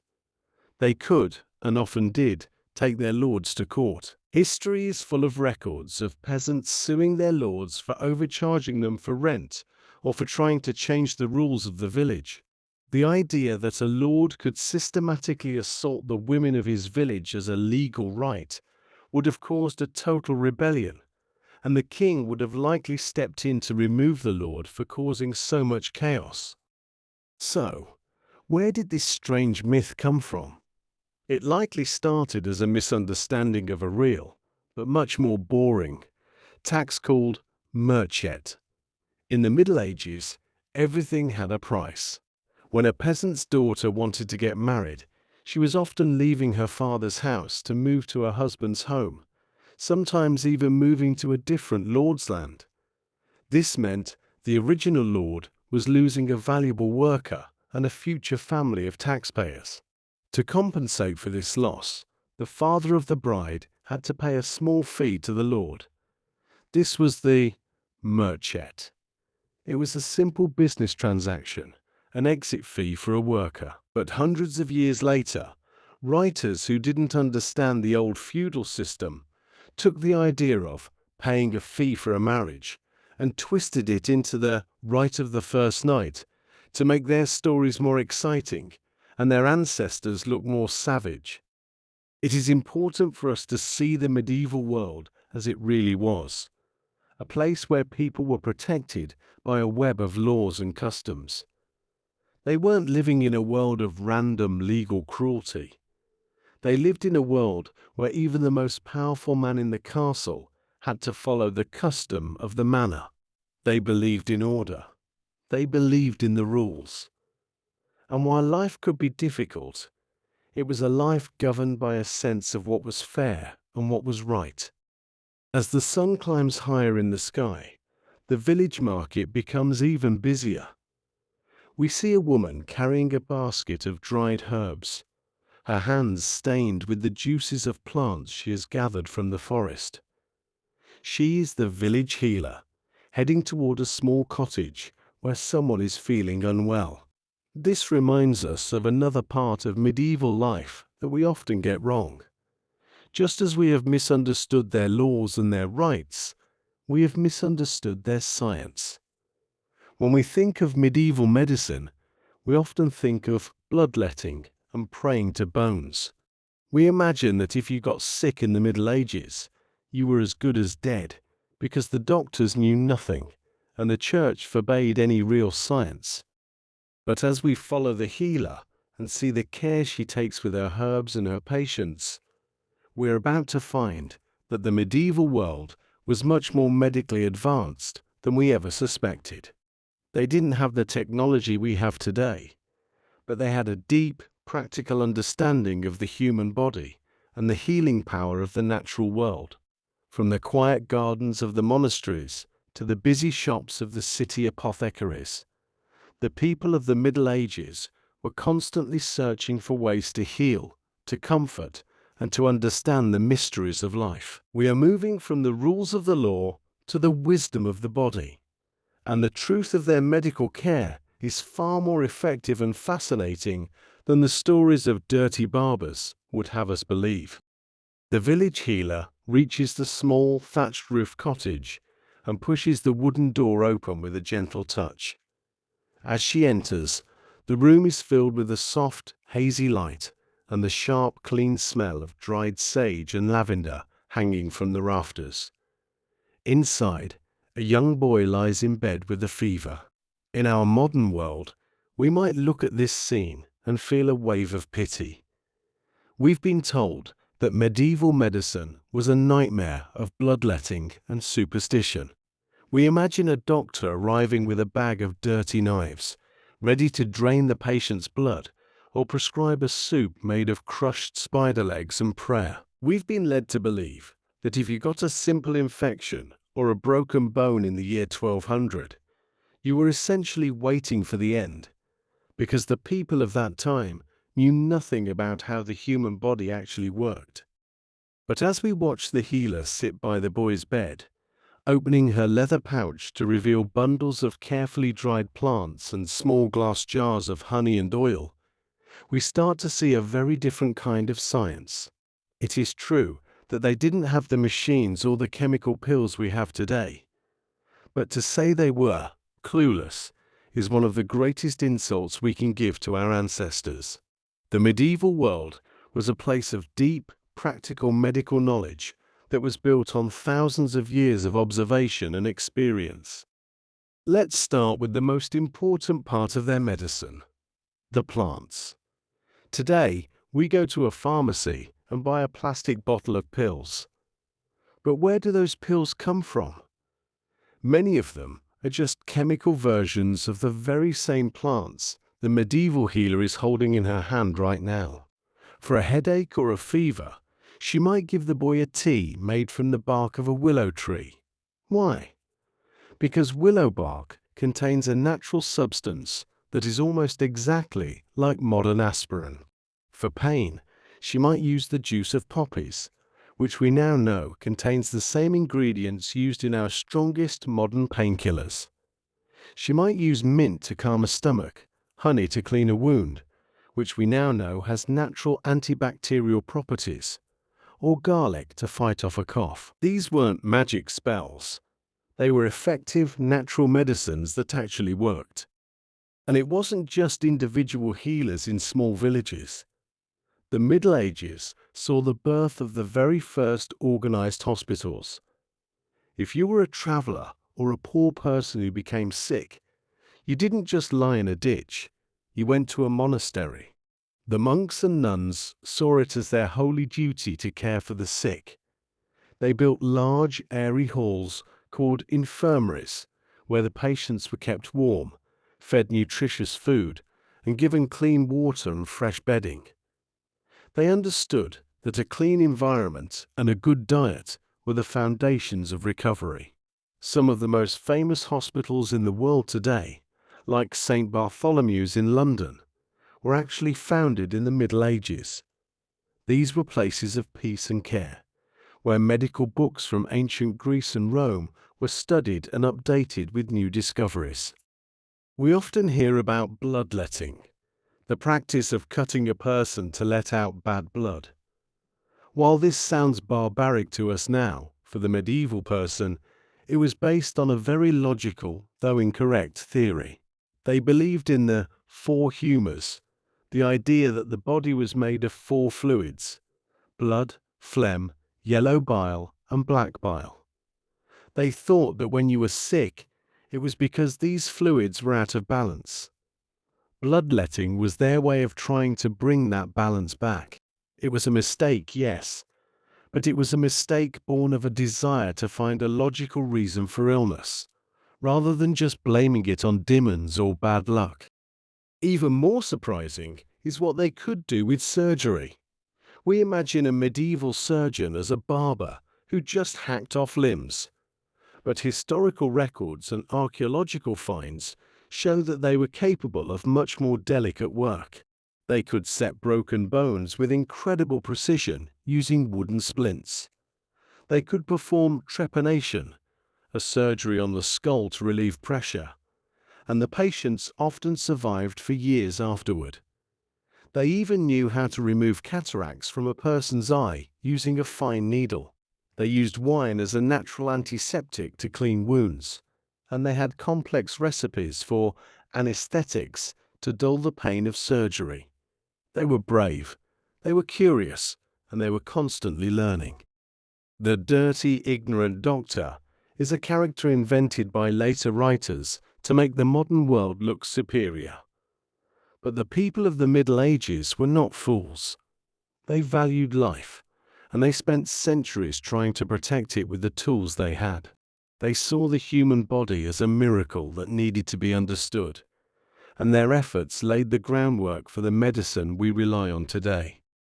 As the healer finishes her work, giving the boy a soothing drink and tucking the wool blankets around his shoulders, she leaves the cottage and heads back toward the village square.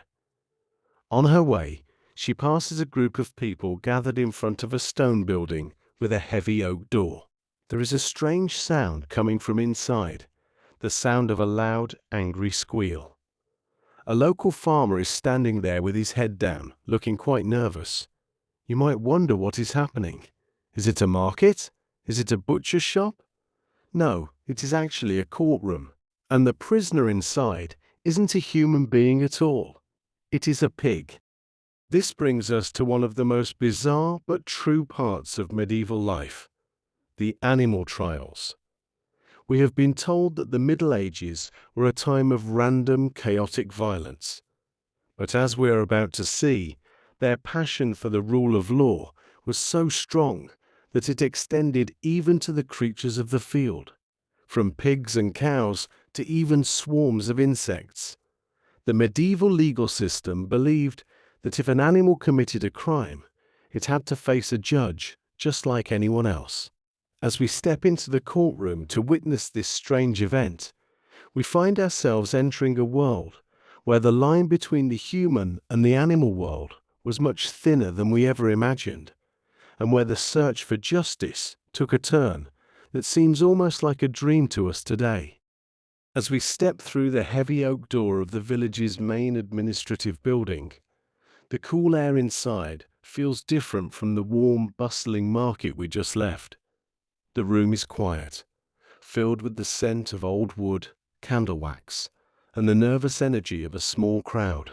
At the far end of the room, on a raised wooden platform, sits a judge in his dark formal robes. He looks tired but very serious, as if he is carrying the weight of the entire world on his shoulders. But as you follow his gaze toward the prisoner, you might find yourself blinking in disbelief. There, standing in a small wooden pen, where you would expect to see a thief or a brawler, is a large muddy pig.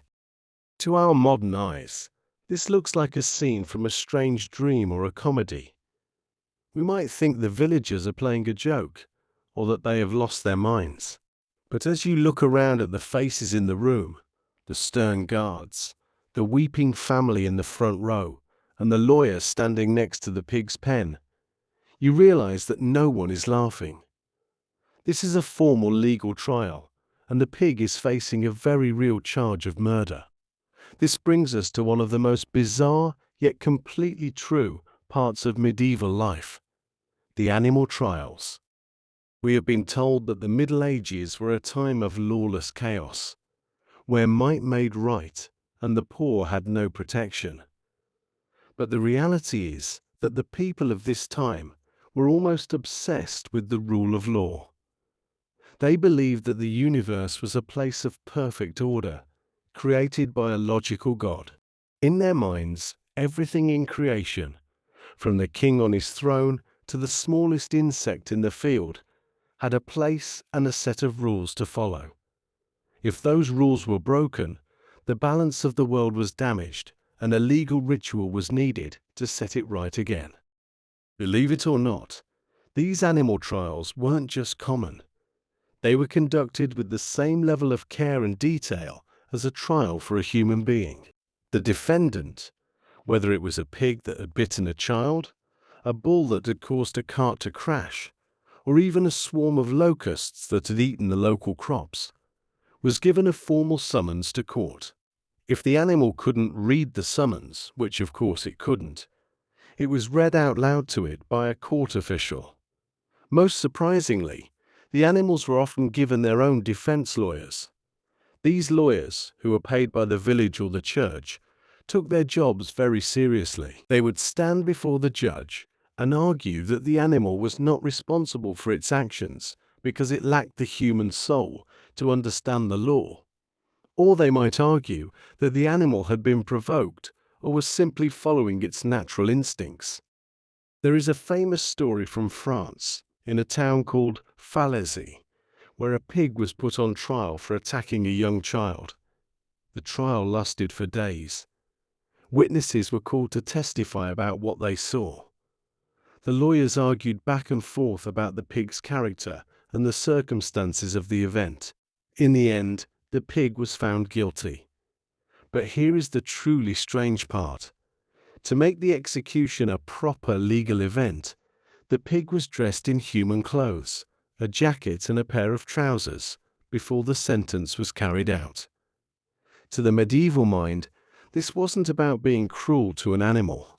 It was a way of showing the community that justice was being done and that the moral order of the town had been restored. They felt that if a crime was left unpunished, it would bring bad luck or even divine anger upon the whole village. But what about smaller animals?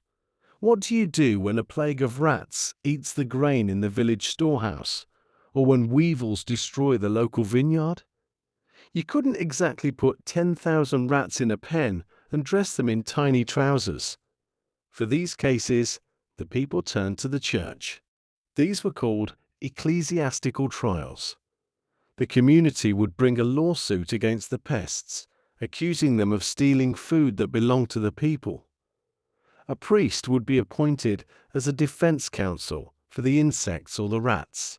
He would often argue that these creatures were also part of God's creation and had a right to eat. In one famous case involving a swarm of beetles, the judge actually reached a compromise. He ruled that the beetles were indeed causing harm to the farmers, but since they were also living creatures, the farmers had to provide a specific, separate field where the beetles were allowed to live and eat in peace.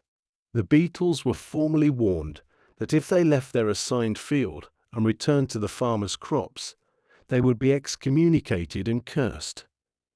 It sounds like something out of a fairy tale, but for the people of the Middle Ages, this was how you handled a broken world. You used the law to find a balance between the human world and the natural world. These trials tell us something deep about the medieval spirit. They show us a people who believed that every life had a place, and that justice was not just for the powerful.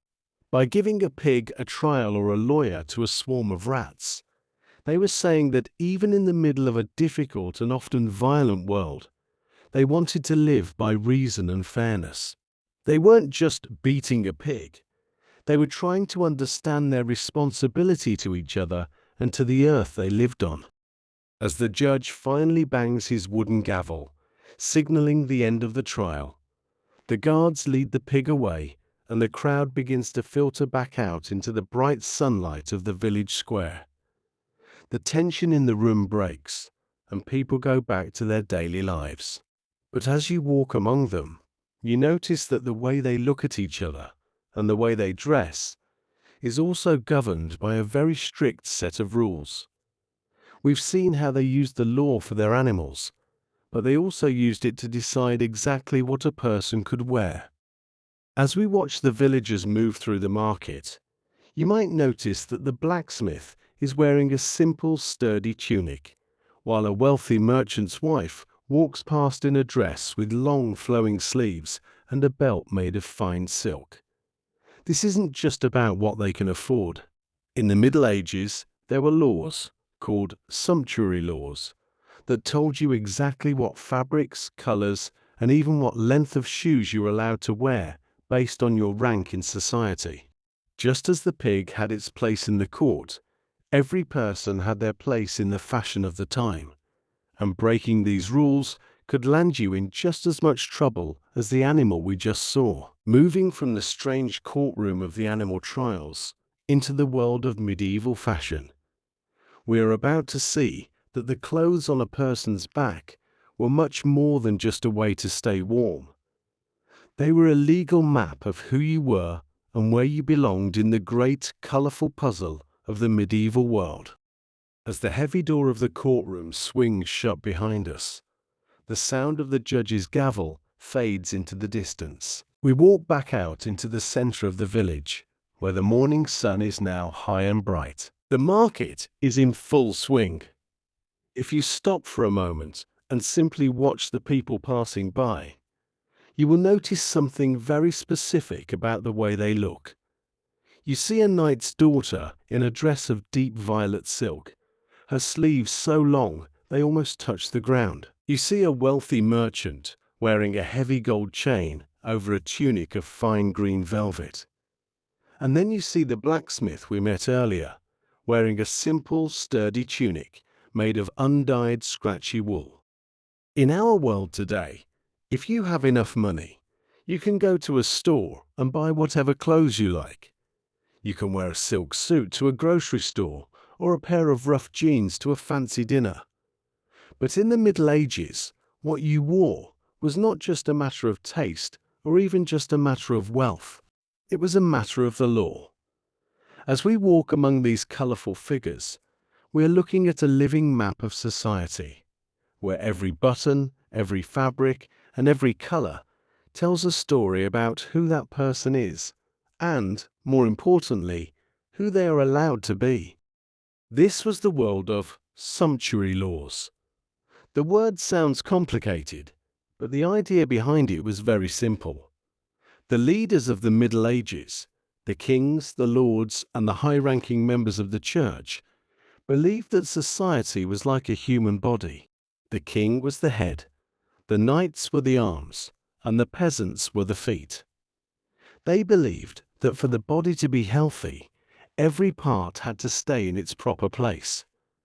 If a common merchant started dressing like a duke, it was seen as a threat to the natural order of the world. It was as if the feet were trying to become the head, and that, in their minds, would lead to chaos. So, they created hundreds of laws to control exactly what people could wear. These laws were incredibly detailed. They didn't just say, dress simply. They specified exactly which fabrics were allowed for which rank. Silk, velvet, and cloth of gold were strictly reserved for the highest nobility and royalty. If a wealthy merchant, a man with plenty of gold in his pockets, tried to buy a silk tunic for his wife, he could be brought to court and forced to pay a massive fine, or even have the clothes confiscated and burned. It didn't matter if he could afford it. He wasn't noble enough to wear it. Color was another powerful weapon of the law. As we saw earlier, they loved bright colors. But certain dyes were so expensive and rare that they became symbols of power. Purple, for example, was often restricted to royalty because the dye was so difficult to make. Gold and silver embroidery were also strictly controlled. If you were a peasant, you were expected to wear colors that were earthy, shades of brown, dull green, or the natural gray of untreated wool. Wearing a bright, expensive red might get you a very angry visit from the local authorities. Perhaps the strangest of all these fashion laws involved the shoes. You might have seen pictures of medieval people wearing shoes with incredibly long pointed toes. These were called poulains. They were the height of fashion for hundreds of years. But even here, the law had its say. In some places, the length of the point on your shoe was determined by your social rank. A commoner might be allowed a point that was only 2 inches long. A gentleman could have a 6-inch point. But a high-ranking noble? His shoes could have points that were a foot long or more. Some of these shoes were so long that the points had to be tied to the wearer's knees with small silver or gold chains, just so they could walk without tripping. It was a literal way of saying, "Look at me. I am so important that I don't even need to walk easily." Even the use of fur was regulated. We imagine everyone in the Middle Ages wearing fur to stay warm, but only certain types of fur were allowed for certain people. The pure white fur of the ermine, with its tiny black tail tips, was the ultimate symbol of royalty. You would never see a merchant wearing ermine. He might be allowed to use the fur of a fox or a rabbit to line his cloak, but the noble furs were protected by law just as strictly as the crown jewels. Why did they care so much? Part of it was about new money. As trade grew in the later Middle Ages, many merchants became even richer than the old noble families. These merchants wanted to show off their success by buying beautiful things. The old nobility, who felt their power was slipping away, used these sumptuary laws to fight back. They wanted to make sure that even if a merchant was richer than a knight, he would still look below the knight when they stood next to each other in the street. But there was also a moral side to these laws. The church often supported these rules because they believed that excessive fashion was a sign of the sin of pride. They worried that if people spent all their time and money on fancy hats and long-toed shoes, they would forget about their souls. Preachers would stand in the pulpits and shout against the vanity of the age, comparing people in their colorful, layered clothes to peacocks who cared for nothing but their feathers. As we watch a young squire walk past, carefully adjusting his brightly colored hood, which has a long tail-like piece of fabric called a liripeep hanging from it, we see that fashion was a serious business. It was a language that everyone understood. By looking at a stranger's sleeve or the material of their belt, a medieval person knew instantly how to treat them, how to speak to them, and what level of respect to give them. But all of these beautiful, legally protected clothes lead us to another question. If they were so obsessed with their appearance and their status, how did they keep their cities clean enough to protect those fine fabrics? We have all heard the stories of the great stink of the Middle Ages. We imagine the streets of a medieval city like London or Paris as literal rivers of filth, with people throwing buckets of waste out of windows and everyone walking knee-deep in mud and sewage. We think of the medieval city as a place where you had to hold your nose just to survive the day. However, as we leave the village market and head toward the stone gates of a nearby city, we're about to find that this filthy image is another one of those myths that needs to be cleared away.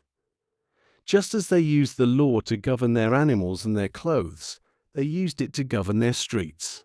The people of the Middle Ages were not fond of smell or dirt, and they put an incredible amount of effort into keeping their urban homes as clean as they possibly could with the tools they had. We are moving from the fashion on the people to the floor beneath their feet, and the truth of the medieval city is a lot fresher than you've been told. As we leave the village and walk toward the towering stone gates of a great medieval city like London, Paris, or Prague, we need to address a specific image that almost certainly comes to your mind. Think of every movie you've seen set in a medieval city. Usually, the streets are narrow, dark, and filled with deep black mud. You see people throwing buckets of waste out of second-story windows while shouting a warning to the unlucky people below. You see pigs and rats running through piles of garbage, and everyone is walking on wooden stilts just to stay above the filth. We have been told that the medieval city was a great stink, a place of such terrible hygiene that it's a miracle anyone survived the smell, let alone the diseases. But as we pass through the city gates and step onto the main thoroughfare, we find a reality that is much more organized and, quite literally, much cleaner. While it is true that they didn't have modern underground sewers or motorized garbage trucks, the idea that they lived in a river of filth is a massive exaggeration. In fact, the people of the Middle Ages were quite obsessed with the idea of pure air and clean water. They believed in a theory called miasma, which taught that diseases were spread by bad smells. Because they were terrified of getting sick, they put an incredible amount of effort into keeping their cities as fresh as possible. The first thing you might notice as you walk is the sound of your footsteps.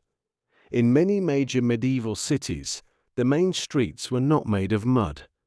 They were paved with stone or cobbles. These streets were designed with a slight curve, higher in the middle and lower on the sides, creating channels called kennels or gutters. When it rained, the water would wash the dust and dirt away into these channels, carrying it down toward the rivers or the outskirts of town. And who kept these streets clean? Most cities had a dedicated group of workers known as rakers. These were the ancestors of our modern sanitation workers. Their job was to walk the streets with large rakes and shovels, gathering up animal waste or household trash into horse-drawn carts. This waste was then hauled away to designated lay stalls, large pits outside the city walls where the trash was buried or composted. In London, the city council took this so seriously that they had strict laws about when and how the rakers had to work. What about those buckets being thrown out of windows? While it might have happened occasionally in very crowded slums, it was actually a serious crime. Most cities had nuisance laws that forbade people from throwing anything, liquid or solid, into the street. If you were caught dumping waste out of your window, you could be brought before a judge and forced to pay a very heavy fine. In some places, you were even required by law to sweep and clean the section of the street directly in front of your own house every single day. If your part of the street was dirty, it was your fault, and your neighbors would certainly let you know about it. The people of the Middle Ages also understood the importance of zoning. They knew that certain businesses were naturally smelly and messy. Butchers, who had to handle animal blood, and tanners, who used strong chemicals to turn hides into leather, were often forced by law to move their workshops to the edges of the city or downwind from the main residential areas. In many towns, Butchers were only allowed to slaughter animals in specific shambles or market areas that had access to running water, so they could wash the stone floors immediately afterward. We should also talk about the public toilets. Yes, they existed. In large cities, there were public latrines built over bridges or running streams. Some were even built by wealthy citizens as an act of charity to the city. One famous public toilet in London, built in the 15th century, was called Whittington's Longhouse. It had over 100 seats and was flushed twice a day by the rising and falling tides of the River Thames. These weren't perfect, and they certainly didn't smell like roses, but they show that the people were actively trying to manage their waste in a communal way. Inside their homes, they used nature to keep things fresh. Instead of carpets, which would hold on to dust, they covered their floors with fresh rushes, long green stems of water plants. They would mix these rushes with fragrant herbs like lavender, rosemary, mint, or meadowsweet. When you walked across the floor, your feet would crush the herbs, releasing a pleasant, clean scent into the room. Every few weeks, the old rushes were swept away and replaced with fresh ones. This was a very effective way to keep a house smelling sweet and to keep insects away. So why do we think they were so dirty? Part of the reason is that we compare them to our world of plastic, bleach, and vacuum cleaners. Compared to us, yes, they were dirtier. But compared to the people who lived in the massive, overcrowded industrial cities of the 1800s, the medieval city dweller was often living in a much healthier environment. The Great Stink is a story we tell to feel better about our own time, but the medieval person would have been just as disgusted by a dirty street as you are. They valued their fine clothes and their pure air, and they worked hard to protect both. As the sun begins to set over the city walls, the light catches the armor of a group of men riding through the streets. They are knights, the celebrated protectors of society. We see them in their shining steel, with their colorful banners fluttering in the wind, and we think of the word chivalry. We imagine a world where these men lived by a beautiful romantic code of honor, where they were always polite to women, always protected the weak, and always fought for justice. We see the knight as the ultimate gentleman of history. But as we watch these men push their way through the crowd, not always with kindness, we begin to realize that chivalry might not be the romantic fairy tale we've been told. Just as the streets were cleaner than we thought, the code of the knight was much more complicated and perhaps much darker than the stories of King Arthur suggest. We are moving from the cleanliness of the streets to the honor of the warrior, and we're about to discover that being a chivalrous knight had more to do with the rules of war than with being a nice guy to the people around you. The legend of the knight is beautiful, but the reality was built on a very different kind of steel. As the horse's hooves strike the stone-paved streets, the sound echoing off the timbered walls of the city, we watch as a group of knights rides past. Their armor gleams in the fading light, and their colorful banners flutter behind them like the wings of great birds. It is a sight that has inspired thousands of stories, songs, and movies. When we hear the word knight, we immediately think of another word: chivalry. We imagine a beautiful, romantic code of honor that every knight followed with perfect devotion. We see them as the ultimate gentlemen of history, men who were always polite to women, always protected the poor, and always fought for the truth with a heart as pure as their polished shields. We have been told that chivalry was a moral compass that guided every action of these medieval warriors. But as we watch the knights push through the crowd, their horses occasionally startling the people who are trying to get home before dark, we start to see the cracks in this romantic legend. If we were to look closer at the actual history of the Middle Ages, we would find that chivalry was not exactly the be a nice guy manual we think it was. In fact, for a medieval knight, chivalry was something much more practical, much more exclusive, and often much more violent than the stories of King Arthur would ever suggest. To understand the truth, we first have to look at where the word chivalry comes from. It doesn't come from a word for kindness or mercy.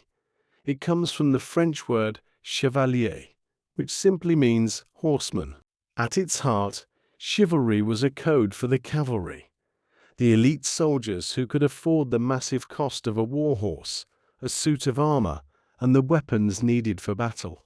Chivalry was essentially a professional code of conduct for a very specific class of people, the warriors who lived at the top of society.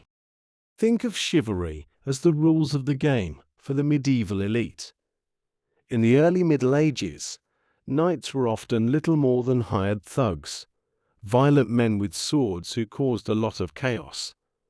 The church and the great kings realized they needed to control this violence. They didn't want the knights to stop fighting. After all, they needed them for defense. But they wanted them to fight properly. So, they began to promote a code of behavior. But here is the most important part. This code of honor mostly applied only to how a knight treated other knights and nobles.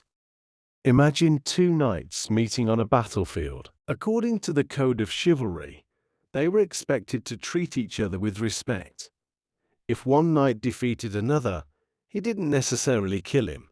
Instead, he would take him prisoner and treat him as an honored guest in his castle until a ransom was paid by the prisoner's family. This was a very logical business system. Killing a knight was a waste of a good ransom.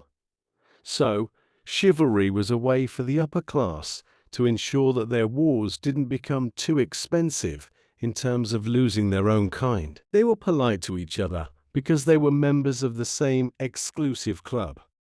But what about the common people? What about the peasants working in the fields or the merchants in the market? To a medieval knight, the code of chivalry often didn't apply to them at all. A knight who was perfectly chivalrous to a fellow noble might be incredibly cruel or dismissive to a farmer. In many historical accounts, knights are described burning villages or stealing crops from the poor as a part of their military strategy. In their minds, they weren't breaking any rules. The rules of chivalry were meant for the gentle classes, those born of noble blood. The common people were simply part of the landscape, like the trees or the cattle. We also have to talk about courtly love. This is the part of the legend where the knight is always bowing to a lady and writing her beautiful poetry. While there were certainly romantic stories and songs about this, for most knights, it was a literary fantasy rather than a daily reality. Women in the noble classes were often seen as political assets. Marriages were arranged to join lands and create alliances between powerful families. The beautiful poems of knights dying for the love of a lady were mostly told by minstrels to entertain people at feasts. Real life was much more about duty, land, and the cold reality of power. The church also played a huge role in shaping chivalry. They wanted to turn these violent men into Christian soldiers. They introduced rituals like the vigil, where a young man would spend the night before he was knighted praying in a church, his armor laid out on the altar. They wanted the knights to see themselves as protectors of the faith. This led to the Crusades and the creation of orders like the Knights Templar. But even then, the protection was often directed toward a specific cause rather than a general kindness to all of humanity. So when we look at the knight now, we should see him as he truly was, a highly trained, professional soldier who lived by a set of rules designed to keep his own class safe and powerful. He was brave, he was skilled, and he was often very pious. But he was not the fairy tale hero we imagine. He was a man of his time, focused on honor as a form of status and reputation among his peers. He valued his word, but only to those he considered his equals. As the knights finally disappear into the shadows of the castle courtyard, the city feels a bit quieter. The day's work is done, and the people are settling in for the night. This world of kings, knights, and peasants feels very specific to the heart of Europe. But as we think about the warriors of the Middle Ages, our minds often wander further north, toward the cold seas and the foggy coasts. We think of another type of warrior, one who is often grouped in with the medieval era, but who actually belongs to a different story altogether. We think of the Northmen, the Vikings. We imagine them as wild, screaming barbarians with long hair, jumping from dragon-headed ships with one very specific, very famous detail on their heads, the horned helmet. We see them as the ultimate anti-chivalrous force, a group of people who existed only to raid and destroy. But as we leave the medieval city and look toward the cold, dark horizon of the sea, we are about to discover that almost everything we know about the Vikings is a myth, especially the very helmets they supposedly wore into battle. We are moving from the knights in shining armor to the raiders of the north. And the truth of the Viking world is much more surprising, more sophisticated, and much less horny than we ever imagined. As the city gates close and the heavy iron bolts are slid into place, the torches are lit along the stone walls, casting a warm, flickering glow over the rooftops. But our imagination does not stay here, in the quiet streets of the medieval city. Instead, it travels away, flying over the dark, choppy waters of the North Sea, toward the cold, foggy coasts of Scandinavia. When we think of the warriors from this part of the world, the Vikings, a very specific image immediately pops into our minds. We see a tall, bearded man with wild eyes, jumping from a dragon-headed ship, swinging a heavy axe, and wearing a metal helmet with two large, curved animal horns sticking out from the sides. This image is so famous that it is everywhere, in cartoons, in football team logos, and in almost every movie ever made about the Northmen. We have been told that these horned helmets were the terrifying symbol of the Viking raider, a sign of their barbaric nature. But as we stand on the cold, sandy beach and watch the Viking ships being pulled up onto the shore, we are about to discover one of the most successful costume mistakes in all of human history.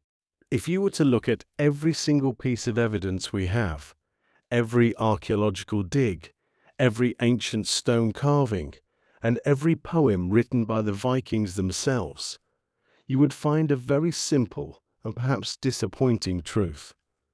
Vikings never ever wore horned helmets into battle.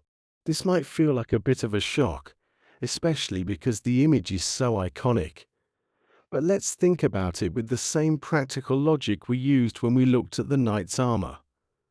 A Viking was a professional warrior whose life depended on his equipment. Imagine you're in the middle of a frantic, crowded shield wall, with swords and axes swinging all around you.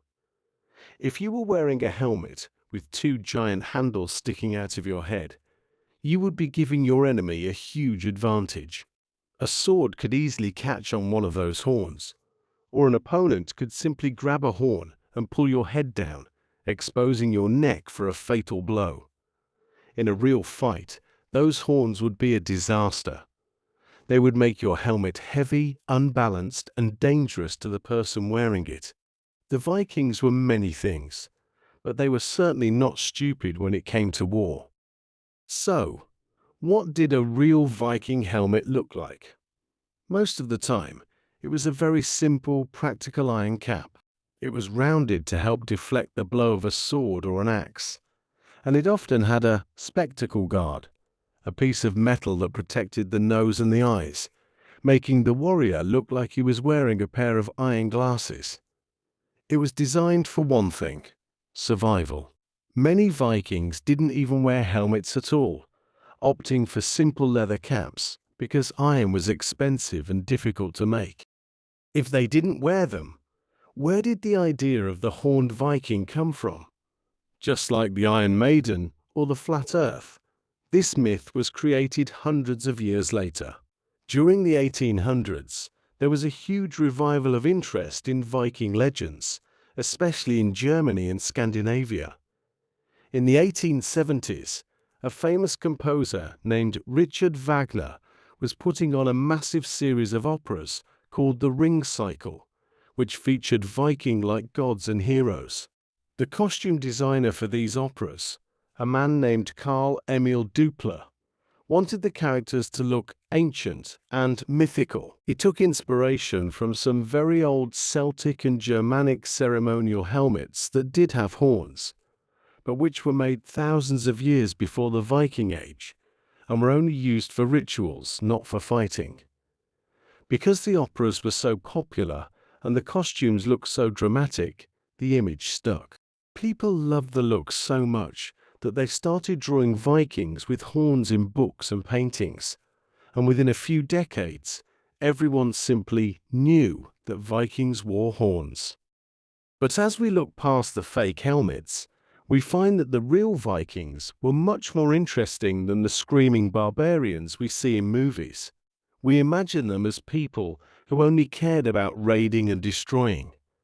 But the truth is that they were some of the greatest explorers and merchants the world had ever seen.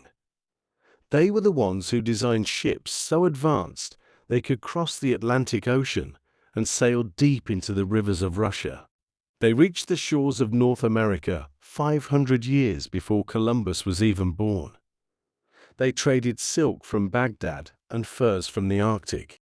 And perhaps most surprising of all, given their reputation, the Vikings were incredibly clean. While the people of Europe sometimes joked that the Northmen were too obsessed with their appearance, archaeology tells us a fascinating story. In almost every Viking grave that is discovered, researchers find beautifully carved combs made of bone or antler, along with ear cleaners, tweezers, and razors. They bathed regularly, usually every Saturday, and they took great pride in their long, well-groomed hair and beards. They weren't a dirty people living in chaos. They were a sophisticated culture with their own complex laws, beautiful poetry, and a deep respect for the art of the craft. The Viking Age was a vibrant, explosive chapter of history that eventually blended into the rest of the medieval world. As the Vikings traveled, they didn't just raid, they settled. They became the Normans in France, the rulers of Kiev and Rus, and the kings of England. They stopped being raiders from the north and became part of the great, interconnected puzzle of Europe. As we watch the last of the Viking ships fade into the morning mist of the northern coast, we realize that our journey through the myths of the Middle Ages is nearly complete. We have walked through the colorful streets of the cities, looked inside the medicine bags of the healers, and seen the true face of the knights and the peasants. We have seen that the Dark Ages were never really dark, but were instead filled with the light of invention, the strength of the law, and the beauty of human resilience. But there is one last myth we need to address. It's the myth of the end. We're often taught that the Middle Ages was a specific box of time that started with a crash and ended with a bang. That one day, people woke up and the Middle Ages were over, replaced by the modern world. We imagine a clear line in the sand between the primitive past and the enlightened future.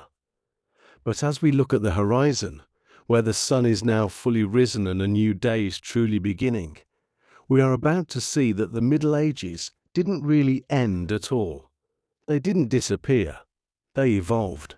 The world we live in today is built directly on the foundations they laid, and the transition into the Renaissance was not a rejection of the medieval world, but its final, beautiful flowering. We are moving from the myths of the past to the reality of our own time.